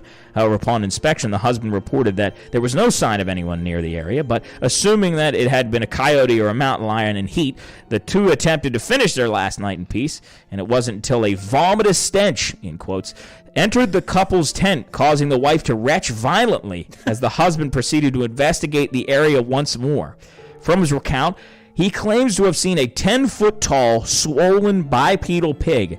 It was a creature with open sores on its stomach and back, and he claims that the eyes of the creature glowed bright and red and were so terrifying that he could not move. Reportedly, it drugged something by its foot, to which the husband claimed it to be a dead body of some other figure, and when recounting the tale, says that he felt that if it didn't have something already, it would have come for them. Since then, multiple sightings have been reported through the national park, and a local restaurant has even themed itself to represent the local legend of the rot pig. And finally on our list, we go to Mexico. Holidays around Latin America celebrate all number of things, ranging from celebration of death to reigning in the new year. However, in this small village of Todos Santos, the people celebrate another figure, El Chico Pollo, or the chicken boy, or little boy chicken. According to locals, El Chico Pollo is an elusive and benevolent figure that takes the shape of a young boy with features of a bird. He is said to have the stature of a toddler, but the facial features of a humanoid chicken with big plumes of feathers in a bright red, white, and orange colors. In legend, he is said to be the incarnation of a young Todos Santos child who loved chickens and would often be seen walking and playing with them in the streets in the town square back in the early 1700s, said to have been killed in some unruly accident. It is unknown if there is any scientific evidence to prove the existence of El Chico Pollo, but many children have claimed that it is in times when they have been on their way back from their homes, or to and from, El Chico Pollo would want to play with them in the street after seeing chickens in random locations. He is said to bring good fortune and protect the young from evil, and many residents of Todos Santos claim that should you see chickens in the street, El Chico Pollo is nearby. Oh, wow. There you go. Oh, man. Where to begin here? So we'll start up here at the top. So first we had the Dobar Shu. I think I actually pronounce it Chow, but Dobar Shu, which is spelled DOBHAR-CHU, which is an Irish term for water dog, water hound, or king otter. The Canyon Rot Pig, a bipedal swollen pig in the canyons of Texas. Or El Chico Pollo, the Todos Santos child that is half chicken, and he brings good luck and good fortune. Hard to resist a half chicken. Man. All right, so 304-717-7927, PRP text line. If any of you have thoughts on these incredible things, and if you go on the Instagram and look at these characters, oh my, incredible stuff here. Now, the Polo Chicken Boy, it kept reminding me of the Los Polos Hermanos from Breaking Bad, Gustavo Fring. So I think in my subconscious, I think like I've heard of him before, but I don't think. So I think I have my selection. Yeah, I think I got mine too. All right, do we want to go with some news and stuff? Yeah, we'll give people some time, and then we'll come back after the break and we'll give the answers. Yep, sounds good. All right, so we talked about doing a little bit of a new spin on our news, but I actually don't think I think we'll run out of time if we do it. We can do it quicker. Do it 30 seconds. We'll just. Well, no, I'm saying I think we have too much time if we go 3 minutes on each of these. We're going to run out of stuff to. All right. So here's what we're going to do. Oh, we good. We got a lot of topics. There's a couple other topics we can add. Yeah, we got a lot of topics on the news. So what we're going to do is I'm going to set a timer each time we start talking about something for 3 minutes, and as soon as that 3 minutes is up, actually, should I shorten it? I feel like 2 minutes is good. Yeah, do 2. Let's 2 minutes. 2 minutes, and then once that 2 minutes is up, you're going to hear, and we will go on to the next topic. That's a real bell, by the way. That is real bell, not a sound effect. Yeah. All right, here we go. Matt, Your 2 minutes starts now. All right. Well, the submarine stuff, which everybody already knows about. So if you've been living in a submarine and you're lost from civilization, rescue operations underway in the Atlantic as a research vessel carrying 5 people that was headed down to observe the wreckage of the Titanic. It got lost Monday and out of contact. So the U.S. Coast Guard believed that the 5 passengers on board would have between 70 and 96 hours of breathable air. Now that's down to 40 hours, as we just heard before the last break. It's believed to be about 900 miles off Cape Cod, but now they're thinking maybe even a little bit less than that. The craft submerged Sunday morning, lost contact with its support vessel, the Canadian research ship called icebreaker called Polo Prince, 45 minutes after the launch. So that was a pretty short time. Among those on board for the $250 a seat submarine were British billionaire and explorer Hamish Harding, French diver Paul Henry Nargileh, and Pakistani billionaire Shahzada Dawood and his son. So it just proves that no matter how much money you have, you could fall victim to a bad sub anytime. This would be interesting. And they got a Sega controller controlling the ship, so that's a problem. Yeah, from like 2010. It's amazing. It's interesting. I'm going to be interested to keep up with that. I'd say they got no shot of surviving. So they dropped in 45 minutes after the launch. They were gone. Yeah, but I don't know how you got 900 miles off the coast in 45 minutes. I mean, this thing was hauling it. I mean, that doesn't even seem. Well, then again, no, realistic. maybe the way it was read, maybe it got 45 minutes away from its support vessel, and then they just lost it. So it could have been further out there. Or, maybe they went over top of the location, dropped it, and then 45 minutes later it was gone. Or they just, and it's a very deep cavern where they were going. Yeah, and it could be the deepest sea rescue ever. Well, where the Titanic sunk, I think it's something like 30,000 feet. It's a lot. They've only ever sent down unmanned things like those unmanned subs that would dive deep that wouldn't crush your skull when you're down in there. That literally gives me chills. I can't even imagine that. They just went into the water and just sunk right to the bottom. Well, best of luck, guys. All right, here we go. Jared, go. Yeah, cartel hid meth in everyday items. A drug syndicate that tried to smuggle large amounts of methamphetamine from Canada to Australia and New Zealand by hiding it in shipments of maple syrup and canola oil was busted by authorities on Thursday.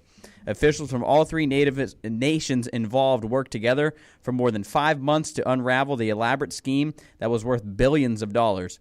More than a dozen arrests have been made in Australia and New Zealand, while Canada is still finalizing the details of its investigation. Aussie authorities seized 4 separate hauls of meth weighing more than 6 tons. 6 tons. Canadian police discovered 766 gallons of liquid meth hidden in 180 bottles of canola oil. And then while in New Zealand, law enforcement discovered more than 3/4 of a ton of meth in a shipment of maple syrup. It's amazing. That's pretty impressive. The drug dealers are always finding out a new way to get these things smuggled through. Wonder what was like the first, how they got an inkling of it was in. I don't know.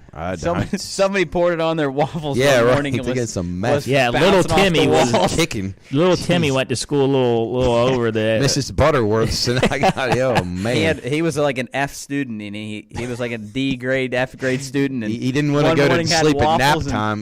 Do you think he turned into an A+ student? Do you think that this stuff happens way more than people catch? Yeah. I think of all the products you could smuggle to try to get scents off, because that's what they're trying to do is make sure that the drug sniffing dogs aren't picking it up. So. Very innovative. The drug industry is a very innovative industry. These people are always trying to find a way to get their cargo, and so much money at stake here. It is impressive how the lengths that they'll go to get things certain places. Stapling it to the small intestines of people. Does it say how much any of this might have been? No, I tried to find that and I couldn't. There was varying figures, but I mean, I'm sure in the hundreds of millions of dollars just to get the low part. And they ruined all that syrup. Yeah, terrible. And canola oil. All right, I'll take the next one. 28-year-old woman posed as high school student. This is really weird. 20-year-old Martha Yesenia? Yeah. Martha Yesenia Gutierrez Serrano. Nice peppers they are. And her mother, Martha Elizabeth Serrano Alvarado of Butte, Louisiana, were arrested last week and charged with 1 count of falsifying public records. Serrano Alvarado used a fake passport and birth certificate from Honduras to register and enroll her daughter at Hahnville High School last year. The sheriff's office stated they don't believe that there was any nefarious intent and that the mother simply wanted her daughter to learn English and be better educated. That was kind of sad when I read this story, to be honest with you. It's to me, I guess I shouldn't say it's weird, but think about, like, well, I think it would be way worse if it was a guy, like a 28-year-old dude in high school. But I guess if she's just trying to learn English, then all right. Yeah, I don't know the background on these people, if they're legal immigrants or what they are. But yeah, it is kind of sad that poor girl never could read or write or anything, and is just learning at 28. I mean, I wonder if she could hire like a personal tutor, like have that. I wonder if, and I hope the school wasn't too mean. Like, no, I don't think it was. I think it was more like they were kind of like shocked about it. But it was like, but how did the 28-year-old like just blend in for that long? I guess when you're uneducated, though, you seem younger than you actually are. Yeah, true. And maybe she just was a younger looking female, but hopefully she got some help and got somebody to tutor. Well, I'll say don't come to us for tutoring unless you're going to go to Matt, because I will tell you how you'd be a good tutor. She would learn how, like, I don't know, I don't know, some dumb information that she'll never need. But it wouldn't be English. No, it would be like the space and reading, writing, arithmetic. Well, maybe she'd be an astronaut then. So she couldn't read. Yeah. But she's an astronaut. Yeah. That'd be tough. All right. Wandering bear captured in Florida airport. You guys might see this bear in a few weeks. Well, you might not be in this airport. 2 bears in Florida in the past 2 days. Yeah, one surfing, one flying on a plane. A black bear was safely captured and relocated after being seen wandering through the Tampa International Airport. Yeah. Florida Fish and Wildlife Conservation Commission was contacted and were able to safely tranquilize and detain the bear and relocated him to a wildlife preserve. Can you imagine just walking to your plane and there's a bear coming in getting his luggage or something? Imagine if like somehow it got onto the plane without people knowing. Oh, and it smelled food or something? 30,000 feet up in the air and a bear like popped out of the bathroom. Comes out of the he was like in the bathroom. Yeah, that'd be like a cocaine bear. It could be like bears on a plane. Maybe he was going to be D.B. Cooper bear, and he was going to rob it and jump out. No one would ever see him again. Black bears aren't that. They're not very mean. Well, right? I mean, like aggressive. Well, they may not know they're mean. They may try to hug you and rip your head off. A lot of bears, and I'm terrified of bears, but they're also my favorite animal. Weird juxtaposition there, but I normally a bear is more just as afraid of you as you are of that. The only thing that they do, like if it's a territorial male bear or a female with his cubs, then you might as well just. Can you imagine that? Like you're running, you're late for your connecting flight, and you're running to the next terminal, and the bear thinks you're trying to evade it, and it starts chasing you, chewing on your leg. Oh man, yeah. We saw a black bear in Canaan Valley when we went down there, and it was the most terrifying, and fascinating thing I've ever done in my life. They're just incredible creatures that could just. Oh, there's one. One's in the studio. Oh boy, I hope Lola's okay. We got a bear. The new studio guys brought bears down from Michigan. And we had a horse. The horse is gone. He's missing. Yeah. Yeah, the horse had. He's back. He's coming to save us. He's back. Yeah. Bears are awesome. Go learn about bears. Alrighty. Doctors remove gigantic kidney stone from patient. Surgeons at a hospital in Sri Lanka removed a massive kidney stone that measured 5.26 inches and weighed 1.76 pounds. The urological team at Army Hospital in Colombo performed the surgery to remove the colossal stone from Canistus Good luck with this one. Kung's right kidney, which is performing its normal functions after the stone removal. Glad to hear that. Holy moly. For reference, things that weigh roughly 2 pounds, which this thing almost weighed 2 pounds, a carton of milk weighs 2 pounds. Carton of milk? Yes. A carton? Oh, like a milk carton. Like a standard. I don't think of cartons of milk anymore. A standard bag of onions. I don't know what a standard bag of onions means. That Champ likes. Yeah. A standard bag of onions and oranges. They can weigh 2 pounds. Fun fact about kidney stones. I don't have anything fun. Well, not a fun fact. When I was in high school, I had to take a drug test, and I was in drug-free society. Don't do drugs, kids.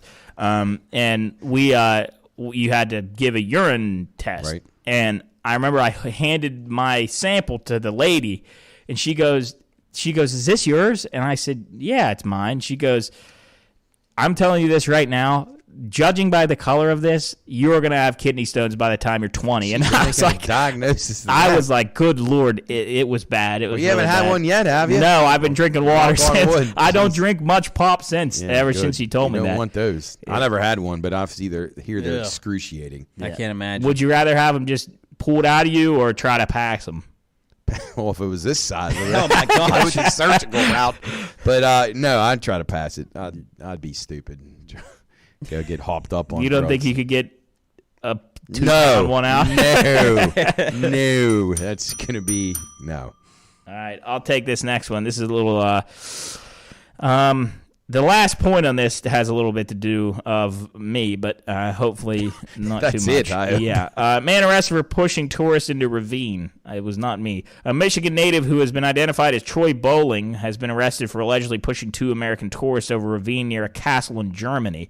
Bowling reportedly lured Eva Louie and Kelsey Chang off the, or Lou, I think. Eva Lou and Kelsey Chang off the main walking trail, promising them a pristine view of Neuschwanstein Castle, which I believe is Hitler's castle, right? No, it is a Cinderella castle. I don't know if they call his castle the Cinderella castle. Never mind. Citation needed. Then pushed one over the edge while trying to sexually assault the other before shoving her over as well, which just... Both Liu and Chang were airlifted to a hospital, and Liu eventually succumbing to her injuries, while Chang's fall was broken by a tree, and she has been treated and released from the hospital, so good for her.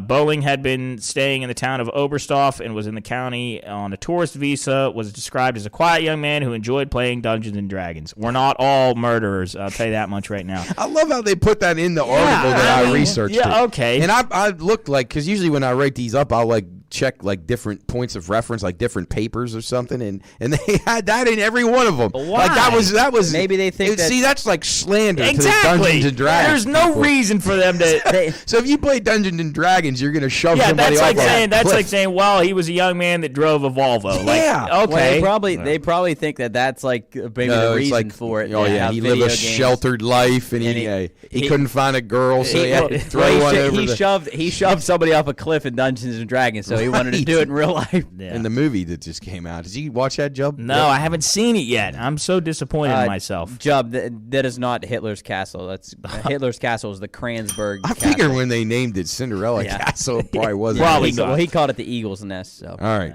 go ahead. Next one. Is that me? Yeah. All right. Alligator attacks drone. A Florida sheriff's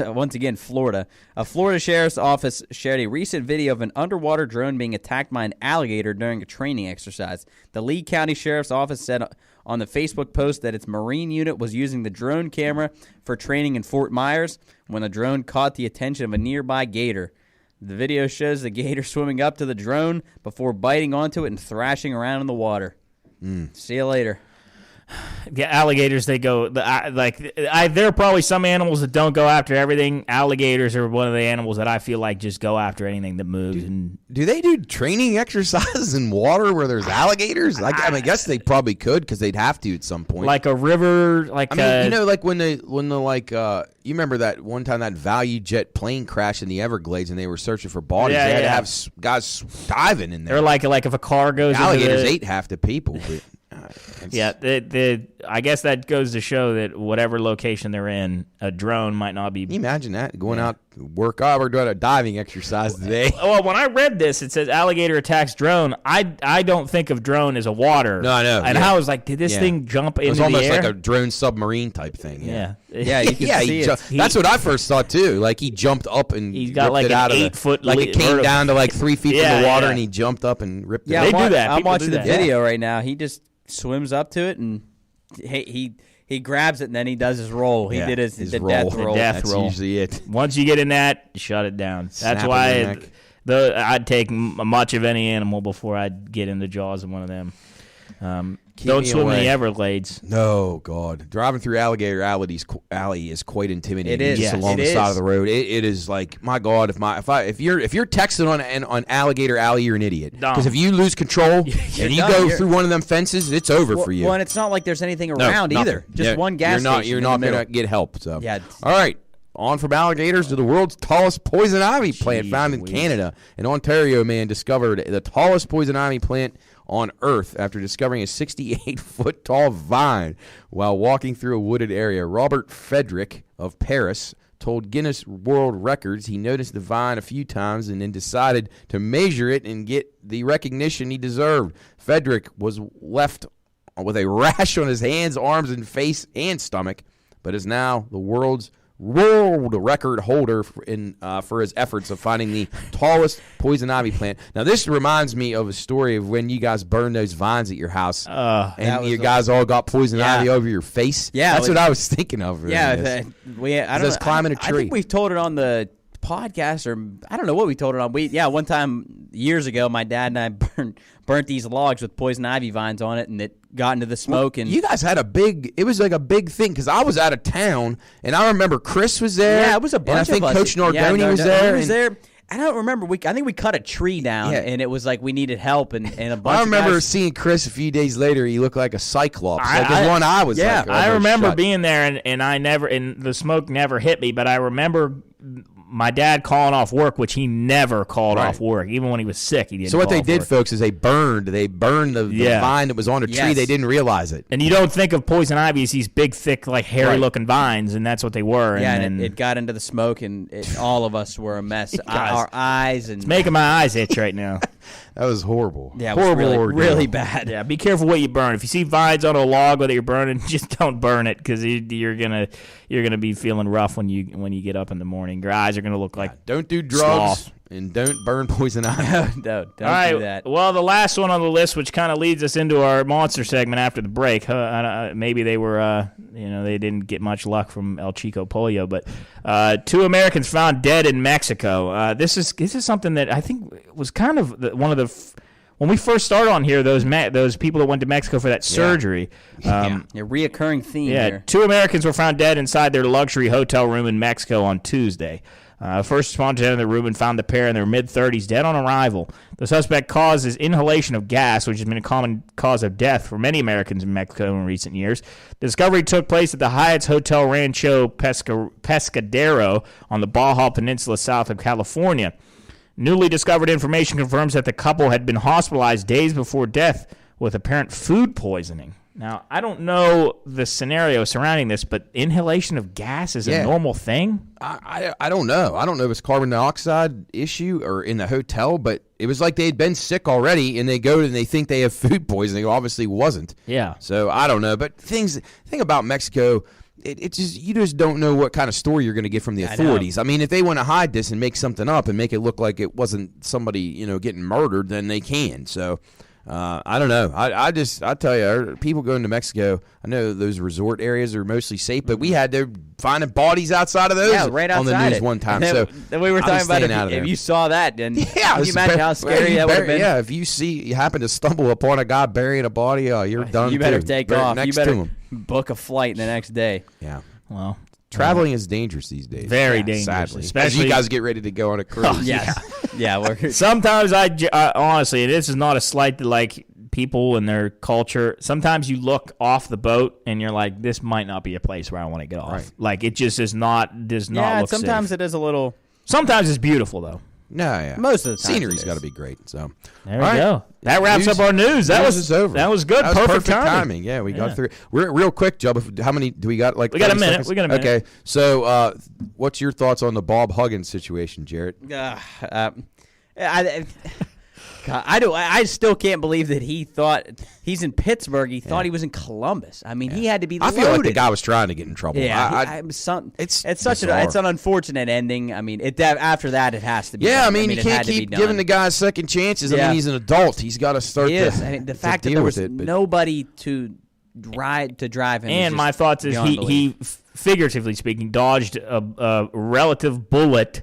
Right. With the whole controversy with what he said on the radio station, and then this happens when it got brought up. I thought that's what you guys were talking about, and then I saw on the news, and Jared told me he thought he was. This guy gets in trouble twice within like 8 weeks of each other. Yeah. Like just inexcusable. It is. It's not his first time, and it's sadly, a guy with that kind of those resources at his disposal shouldn't be getting DUIs. Yeah, and it kind of puts a little damper on his entire career. And then you got another.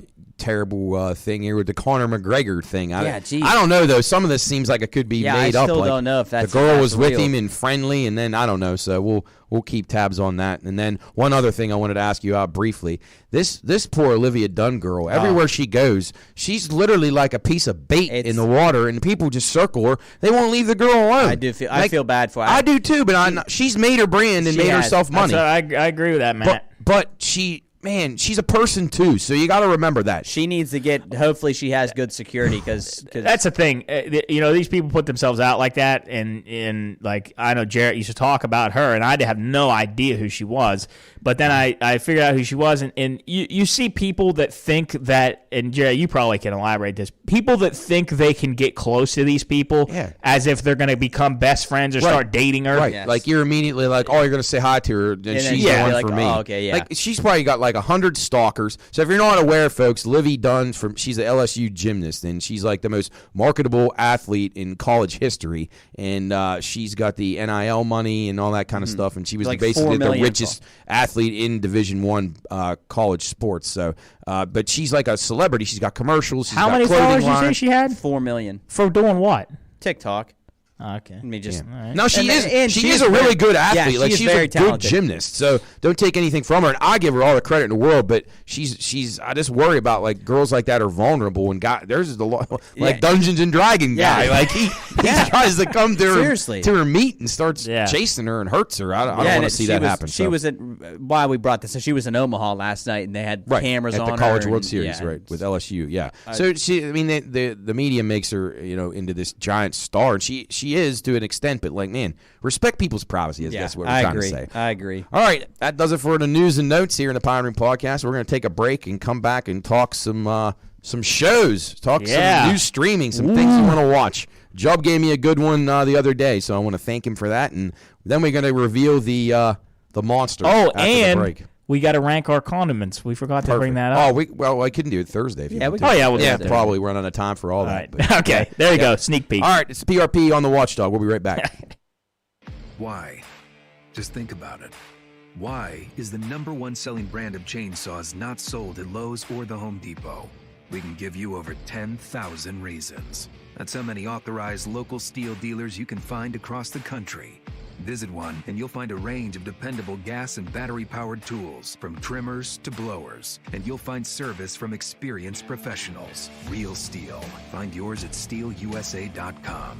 Lowe's and Home Depot are trademarks of their respective. How much could a cyber attack cost your business? The costs stemming from a cyber attack can vary tremendously, but are extremely significant. Recent studies have shown that the average cost of a data breach to small business can range from $120,000 to $1.2 million.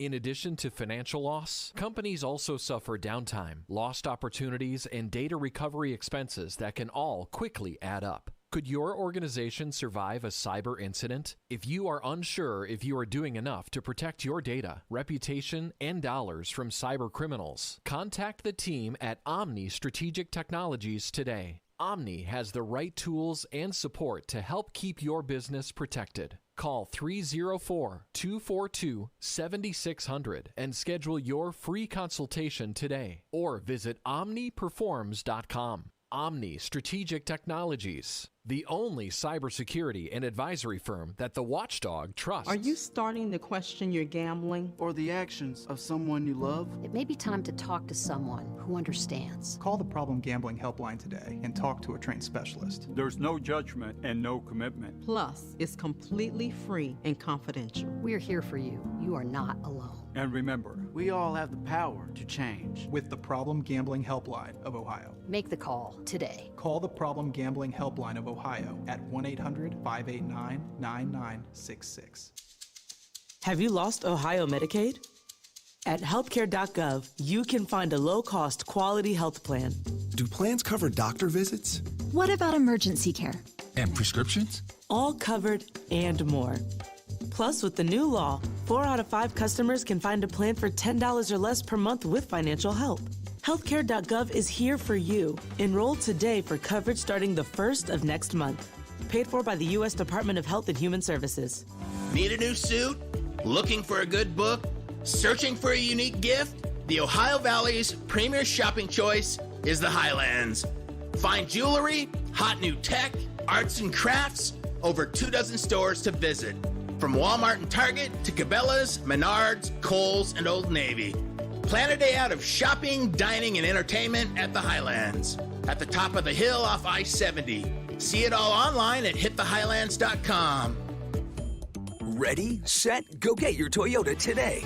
Check out Toyota's wide range of all-wheel and four-wheel drive vehicles, like a sporty Camry or a stylish Corolla, both with great MPGs. Or come in and test drive a new RAV4, Highlander, or Corolla Cross, each with plenty of cargo room, so you can be ready for any adventure. Visit buyatoyota.com, the official website for deals. Hurry, offers end April 4th. Toyota, let's go places. A serious injury from an accident can be just the start of your worries. What if you cannot return to work? How do you take care of your family if you're disabled? At Gellner Law Offices, we represent seriously injured people and understand their problem. We know how to get you fair compensation. We will work hard to make sure you get the money you deserve for your losses. Don't go it alone. If you're hurt in an accident, call us at 304-242-2900 or visit us at GellnerLaw.com. We'd like to help. But it's happy hour, drinking double shooters, buying whiskey sours for a pack of cougars. I know I should be sadder, but it all seems silly, 'cause my good buddy Waylon hooked me up with some Willie. Girl, I know. Welcome back in. Pine Room Podcast here on the Watchdog Radio Network. Matt had to take a quick little phone call from his place of work, so I'm going to lead us into this next segment here. We were doing the Pine Room. Let me see what I titled it. I can't remember what I titled it. The Pine Room Paranormal Monster Edition. That is our new segment here on the Watchdog Radio Network. And I go ahead and give these guys three monsters from folklore called cryptids. And these guys are tasked with figuring out which one is real, which two are fake. We've had a few texts in. One for El Pollo or El Chico Pollo. Matt is on the number one, Dobar Shoe. And then Jarrett. I am on absolutely the Canyon Rot Pig. He's my favorite. The Canyon Rot Pig. Yeah, he's my favorite for sure. Now, if you're interested in looking at these, go to our Instagram story at the Pine Room Studios, and you go see actual pictures of these guys. They're not real, but they're pictures of not real pictures. That's what I mean. They're not real. Nobody took those, but they are renditions of what is being described. But just to run through the gamut here, we have the Dobar Shoe. I'm not sure if I'm pronouncing that right in Gaelic or Irish. It is the water dog, water hound, or king otter, and it is in Glenad Lough, which is Glenad Lake in Scotland, or in Ireland. And then we have the Canyon Rot Pig, who is the Texas bipedal pig that is found in the Chiso Mountains in Santa Elena Canyon. And then finally, El Chico Pollo, who is the little chicken boy, or the chicken boy. He is the harbinger of good luck and good fortune, and he is the found kind of waddling around the streets of Todos Santos, bringing good fortune with chickens. So those are your three options. Matt is on the Dobar Shoe. Jarrett is on the Canyon Rot Pig. Coach is on the El Chico Pollo. So we have a spread, which is not a normal thing that we do, and we're gonna see who else maybe have voted in here, and then we'll get on to our answers. We are going to wrap it up here on the Watchdog Radio Network. Once Matt gets back here, we're gonna be talking some shows, talking some things that we recommend for people to watch if you're interested in TV and some movies. We got some good recommendations for you. But without further ado, I think it's time to reveal the answers to could it be a cryptid? The Pine Room Paranormal Monster Edition. Again, we had the Dobar Shoe, which is the water dog, or the otter, the king otter. The Canyon Rot Pig, the bipedal pig of Texas, the Chiso Mountains, or El Chico Pollo, the chicken boy. And the answer is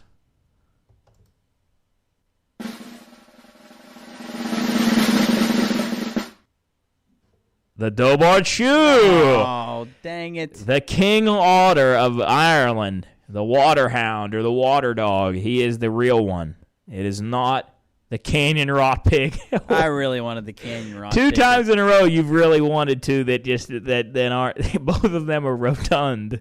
Yeah, they're big. Well, What did the pig made a vomitous? He had a vomitous. A vomitous stench. Yeah, vomitous stench that made the wife retch. That's funny. Yeah, vomitous stench, and then unfortunately El Chico Pollo. He is not a. Maybe he's real. Who knows? Maybe he's down there running around Todos Santos, and he's causing good luck with chickens. But yeah, good stuff. That is the Pine Room Paranormal. Monster Edition. We're going to be doing that some more in the weeks to come. Next week, or actually next episode, next show on Thursday, we're going to be breaking out a new segment that I have yet to reveal to these guys, and we're going to surprise them with two new ones, right? Two. Well, yeah, one a new one next week, and then another new one the following, because you can only fit in one. Well, I guess that makes that segment. 3, because we're going to do a new ranking. Oh, yeah. And Hannah came up with that we're going to be ranking condiments. So our condiments, each guy's going to come in with their top 5. We're going to rank them and debate our rankings. So if you're interested in that,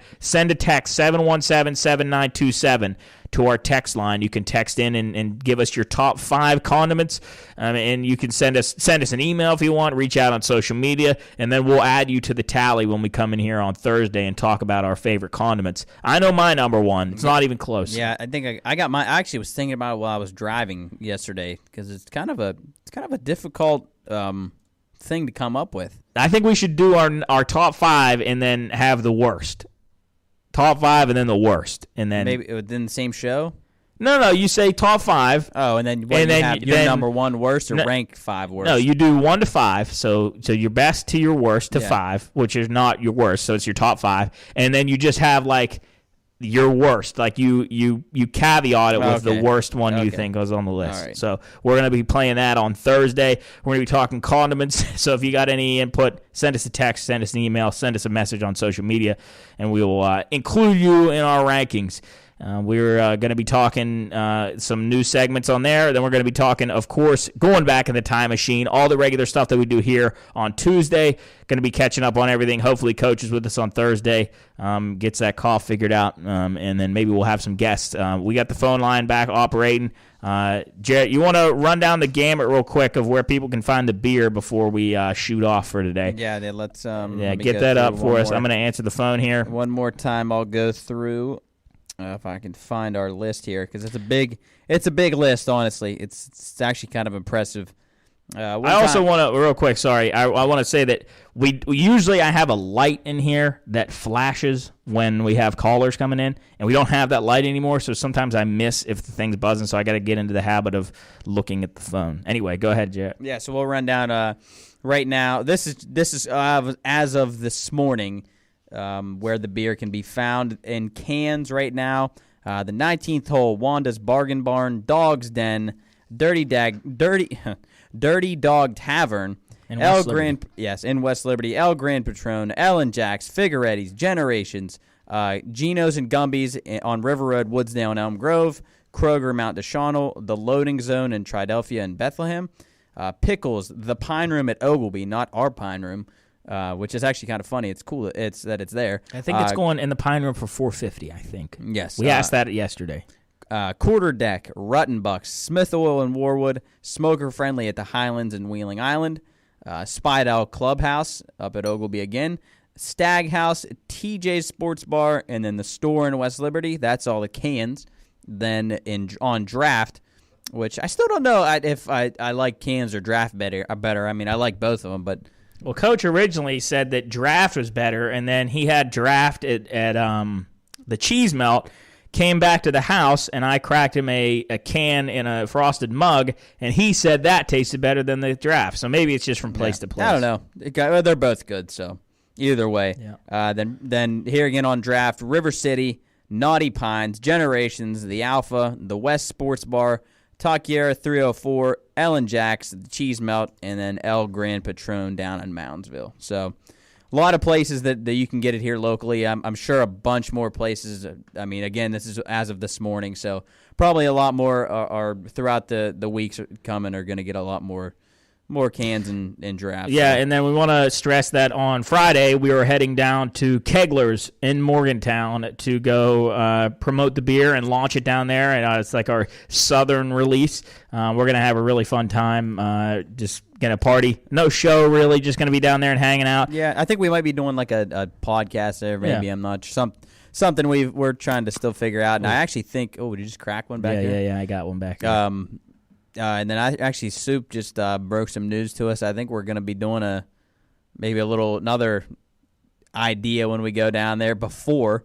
I think we're doing a little escape room. If anybody's ever done one of those, they're really, really fun. We did an escape. If you've never done an escape room, basically what it is a room where the creators have put a bunch of puzzles in, and they lead you to being able to open a room, get treasure, find some mystery, solve a mystery, stuff like that, and it's all set up and it's puzzles and it's really, really neat. So if you have the opportunity to ever go one, we did one in Key West. It was a pirate treasure, like a treasure hunt, and like there were like ball mazes on the ceiling, mirror things. I spent like half the thing decoding map locations. It's intense. They're fun. Yeah, it's fun stuff. So we're gonna be filming that, and we're not gonna be spoiling the whole thing because obviously that would that'd be kind of devoid of the point. Yeah, and they were a little hesitant of us coming down there and filming it first, but then the more they thought about it, I guess they were like, "Hey, this could be pretty cool." And we're not going to spoil anything for anybody. So, so go check that out. Come join us at Kegler's, 6 o'clock on Friday. That's in Morgantown. So if you got time, you got nothing to do, drive on down. Be careful. And Icy Cab has transportation down there, so you can transportate. That's not a word. Be transported to any place you needed. With IC Cab, give them a call. They would gladly take you wherever you need. Call them 304-232-1313. Give IC Cab a call. Let them know where you need to go. Great people. We are happy to have them aboard. We're going to be recording episode 63 of the podcast tonight. Myself, Matt, Jarrett, and Cooley. Jeff took a late he was a late scratch. Yeah, he unfortunately he had to go on the IL, the injured list, but again, we got depth. Him and Coach have got the same ick. They got the ick. So they're going to be out for the time being, but we're going to hold it down, talk about some fun stuff tonight. If you haven't listened to the podcast, go check it out at the Pine Room Studios. Go listen to wherever you could possibly find podcasts or wherever you listen to music, really. Spotify, Apple, Amazon, anywhere where podcasts are found. You can go check that out and go listen to the podcast. We're episode 62. And then I always suggest this. Go watch the YouTube. Yeah, YouTube's great. You can listen to it if you want. You don't have to watch it. Just play it in your pocket or put it on your car or whatever you want. But if you're home and you just want to watch the guy, it's always fun to watch reactions, and sometimes we pull up videos and clips and stuff to react to. So go check out the YouTube at the Pine Room Studios. Yeah, and the thing with YouTube, too, give us a subscribe and a like to it. It really helps us out, helps the algorithm. So give us a like. Fun stuff. Now we put out reels and stuff. Jarrett cuts up reels and does the Saturday shirts. You can get those online at the store. We put a couple in there every now and then we'll be backfilling those. So they will the ones that are the most recent stay, the ones that are late go, and then it keeps moving on up the list. Rotating in and out of all the fun stuff that we've done in history, and they're fun pictures and stuff that relate to us, or maybe not even us. So it's like I think one of the first batches had Morgan Wallen's mugshot in it. So you had stuff like that. I actually make them while we're sitting here. I kind of go through them right now. I got one of. Actually, I won't spoil. Yeah, don't spoil. I won't spoil it. They're good this week. You can check them out. They're good every week. Every Saturday at the Pine Room Studios on Instagram. And Instagram is really our main social media right now. Instagram's kind of hot. That's where all the action is. Yeah. We're doing reels, doing all kinds of promotional stuff, graphics for different things. You can get actually if we're going to have a guest on here, sometimes we put on graphics. Tino, a potential intern for us, did a cool graphic for Ireland Waite, who we had on the radio last week. She was really nice. Kennedy. God, I did that last week. Yeah. I even thought about it before I said it. I was like, I'm going to say the right thing. Anyway, Kennedy Waite. Ireland's nice, too. I met her at Charhouse, I think. She's very nice. Both of them were nice, but we talked to Kennedy, not Ireland. We talked to Kennedy. She was really nice. Talked about her career, all the awards she won. Really good stuff. And if you missed that, go check out our YouTube archive for all the live shows that we've done. So all the radio shows here on the Watchdog have been archived into our YouTube. You can go listen to all the stuff we've done. We've had Mike Florio on, Haywood Highsmith. Let me think of who else we've had. We've had a lot of people. Oh, we can look at the Kenny window Waite. right here. We had, I'll look on Bryce Butler.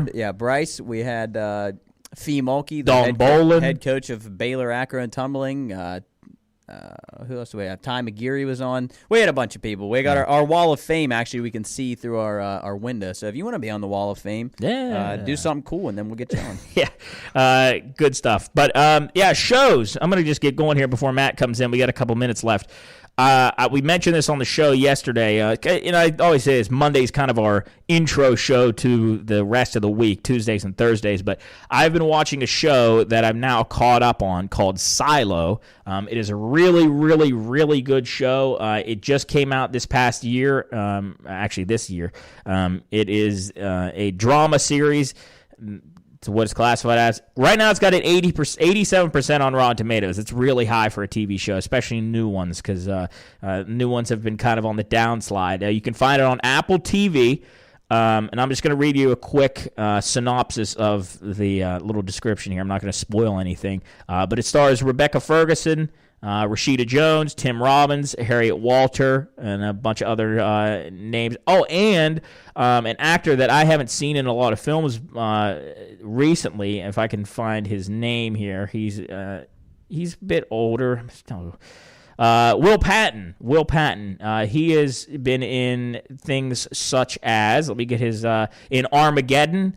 He's been in The Postman, No Way Out, The Mothman Prophecies, all kinds of stuff. He's a familiar face. Yellowstone, he played Garrett Randall. In Halloween Ends, he played Frank.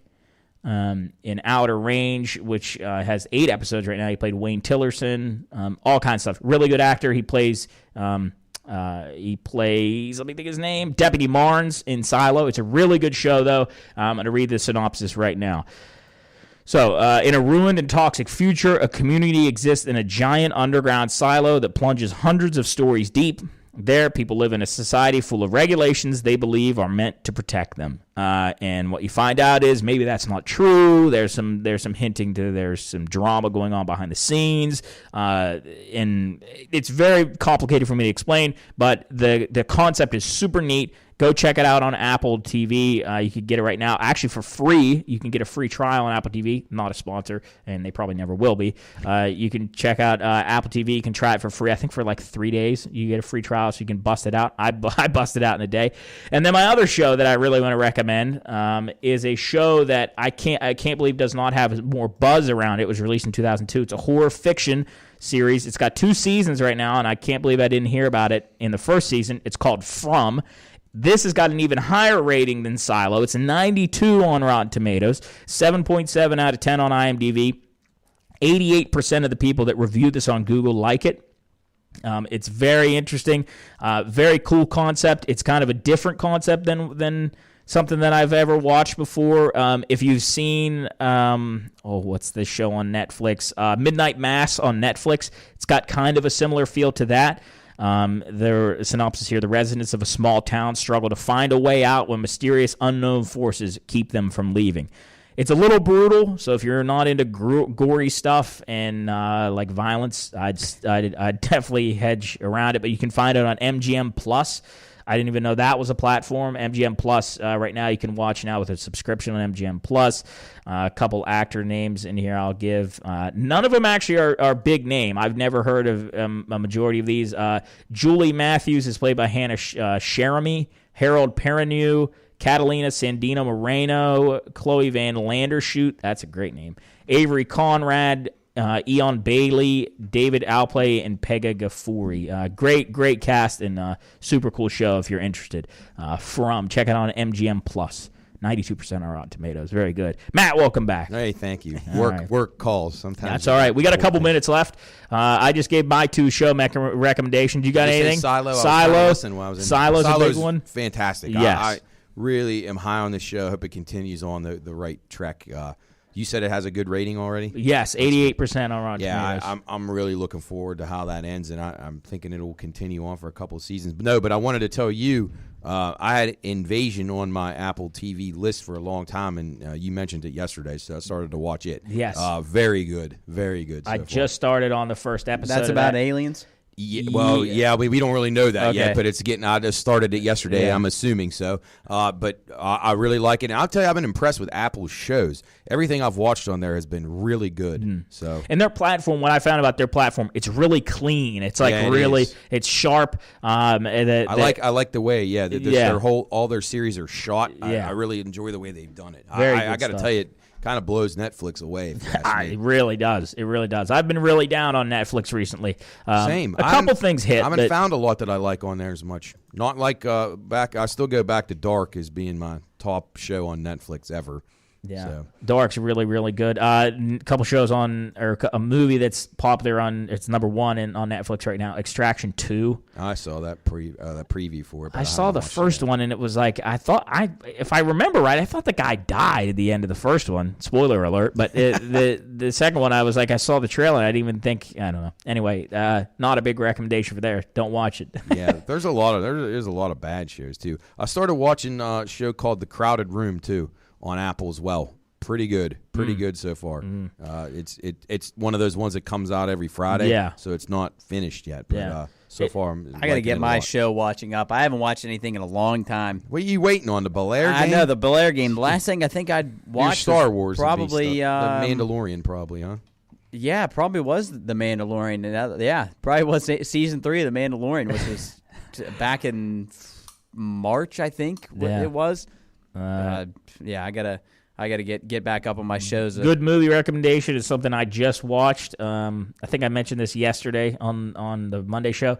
The Pope's Exorcist with Russell Crowe, really good. It's only got a 48% on Rotten Tomatoes, but I thought it was really enjoyable. It's kind of like a gritty, semi-real based story about a Father Gabriel Mort, who's an Italian exorcist, and he goes in and tries to save this family. It's interesting, pretty scary. So if you're interested in horror stuff, go check it out. What's that on, Joe? That you can find that on YouTube right now. Okay. Which I would recommend against that, because YouTube right now, if you buy a movie on YouTube, the resolution is capped at 480p, which means you're not getting high quality. That's it? Yes. Not even 720? No. My goodness. It's awful, because they're saying people, because of COVID, which is gone, relatively, they're saying that people it was sucking bandwidth. I know, it was horrible. I could barely watch it, but it was really good. You can also find it on Vudu and Google Play, so you can check that out. Square TVs. Yeah. Goodness. Good Lord. Yeah. What do you? I'm looking forward to this Oppenheimer movie. It seems like the build-up for it's been going on for 6 years, but it's coming out in July. So I Am Death, Destroyer of Worlds. To watch that, definitely. And then I'm a little bit nervous about this last season of The Witcher with Henry Cavill. I need to watch that. Oh, The Witcher's awesome. Man, I tell you, that last season of The Witcher was one of the best TV series I've ever watched. It was really, really good. But then he's leaving the show, which sucks. Yeah, another show was like that. I always relate to The Office. Once Steve Carell left, then it's like it just goes downhill. Yeah, it can't hold it together anymore. They tried all those different guys like in the boss's chair, and it never work. felt right. It can't replace Michael Scott. Just like you can't replace the Pine Room Podcast on the Watchdog. Exactly. We're set in stone, hopefully, for a long time. Yes. But, all right, that'll do it for us today, Tuesday afternoon in Wheeling. I don't know what it's like outside now, but it was hot and 78.9. 0.9, all right. So it's warm, a little muggy. Enjoy REO Speedwagon tonight if you're going out. Call IC Cab right now, arrange your ride for after the show. Take you to your bar afterwards, have a nightcap, then take your lady friend home and have a great night. Watch Pope's Exorcist. Yeah, perfect. Or watch the podcast. Yeah, exactly. Listen to us, watch us on YouTube. All right, that'll do it for us here on a Tuesday. PRP, Watchdog. We'll be back Thursday, noon to 3, for another action-packed show. See you then, folks. Cruel, cruel world.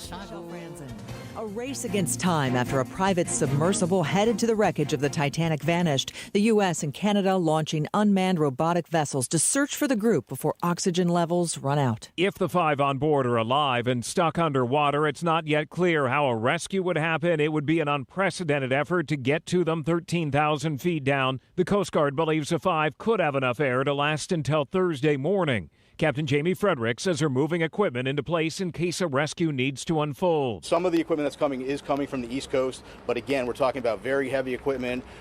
It's a complicated transport operation. And some will take a while to get there. So far, there have been no signs of the sub. Alex Stone, EBC News. Hunter Biden has reportedly agreed to plead guilty to a pair of misdemeanor tax charges and enter a diversion program to avoid a felony gun charge. The U.S. attorney overseeing the case was appointed by former President Trump. ABC chief legal analyst Dan Abrams says Republicans are still calling this a sweetheart deal for the president's son. Part of the tax crime here was for not reporting money he was getting from overseas. And what some of the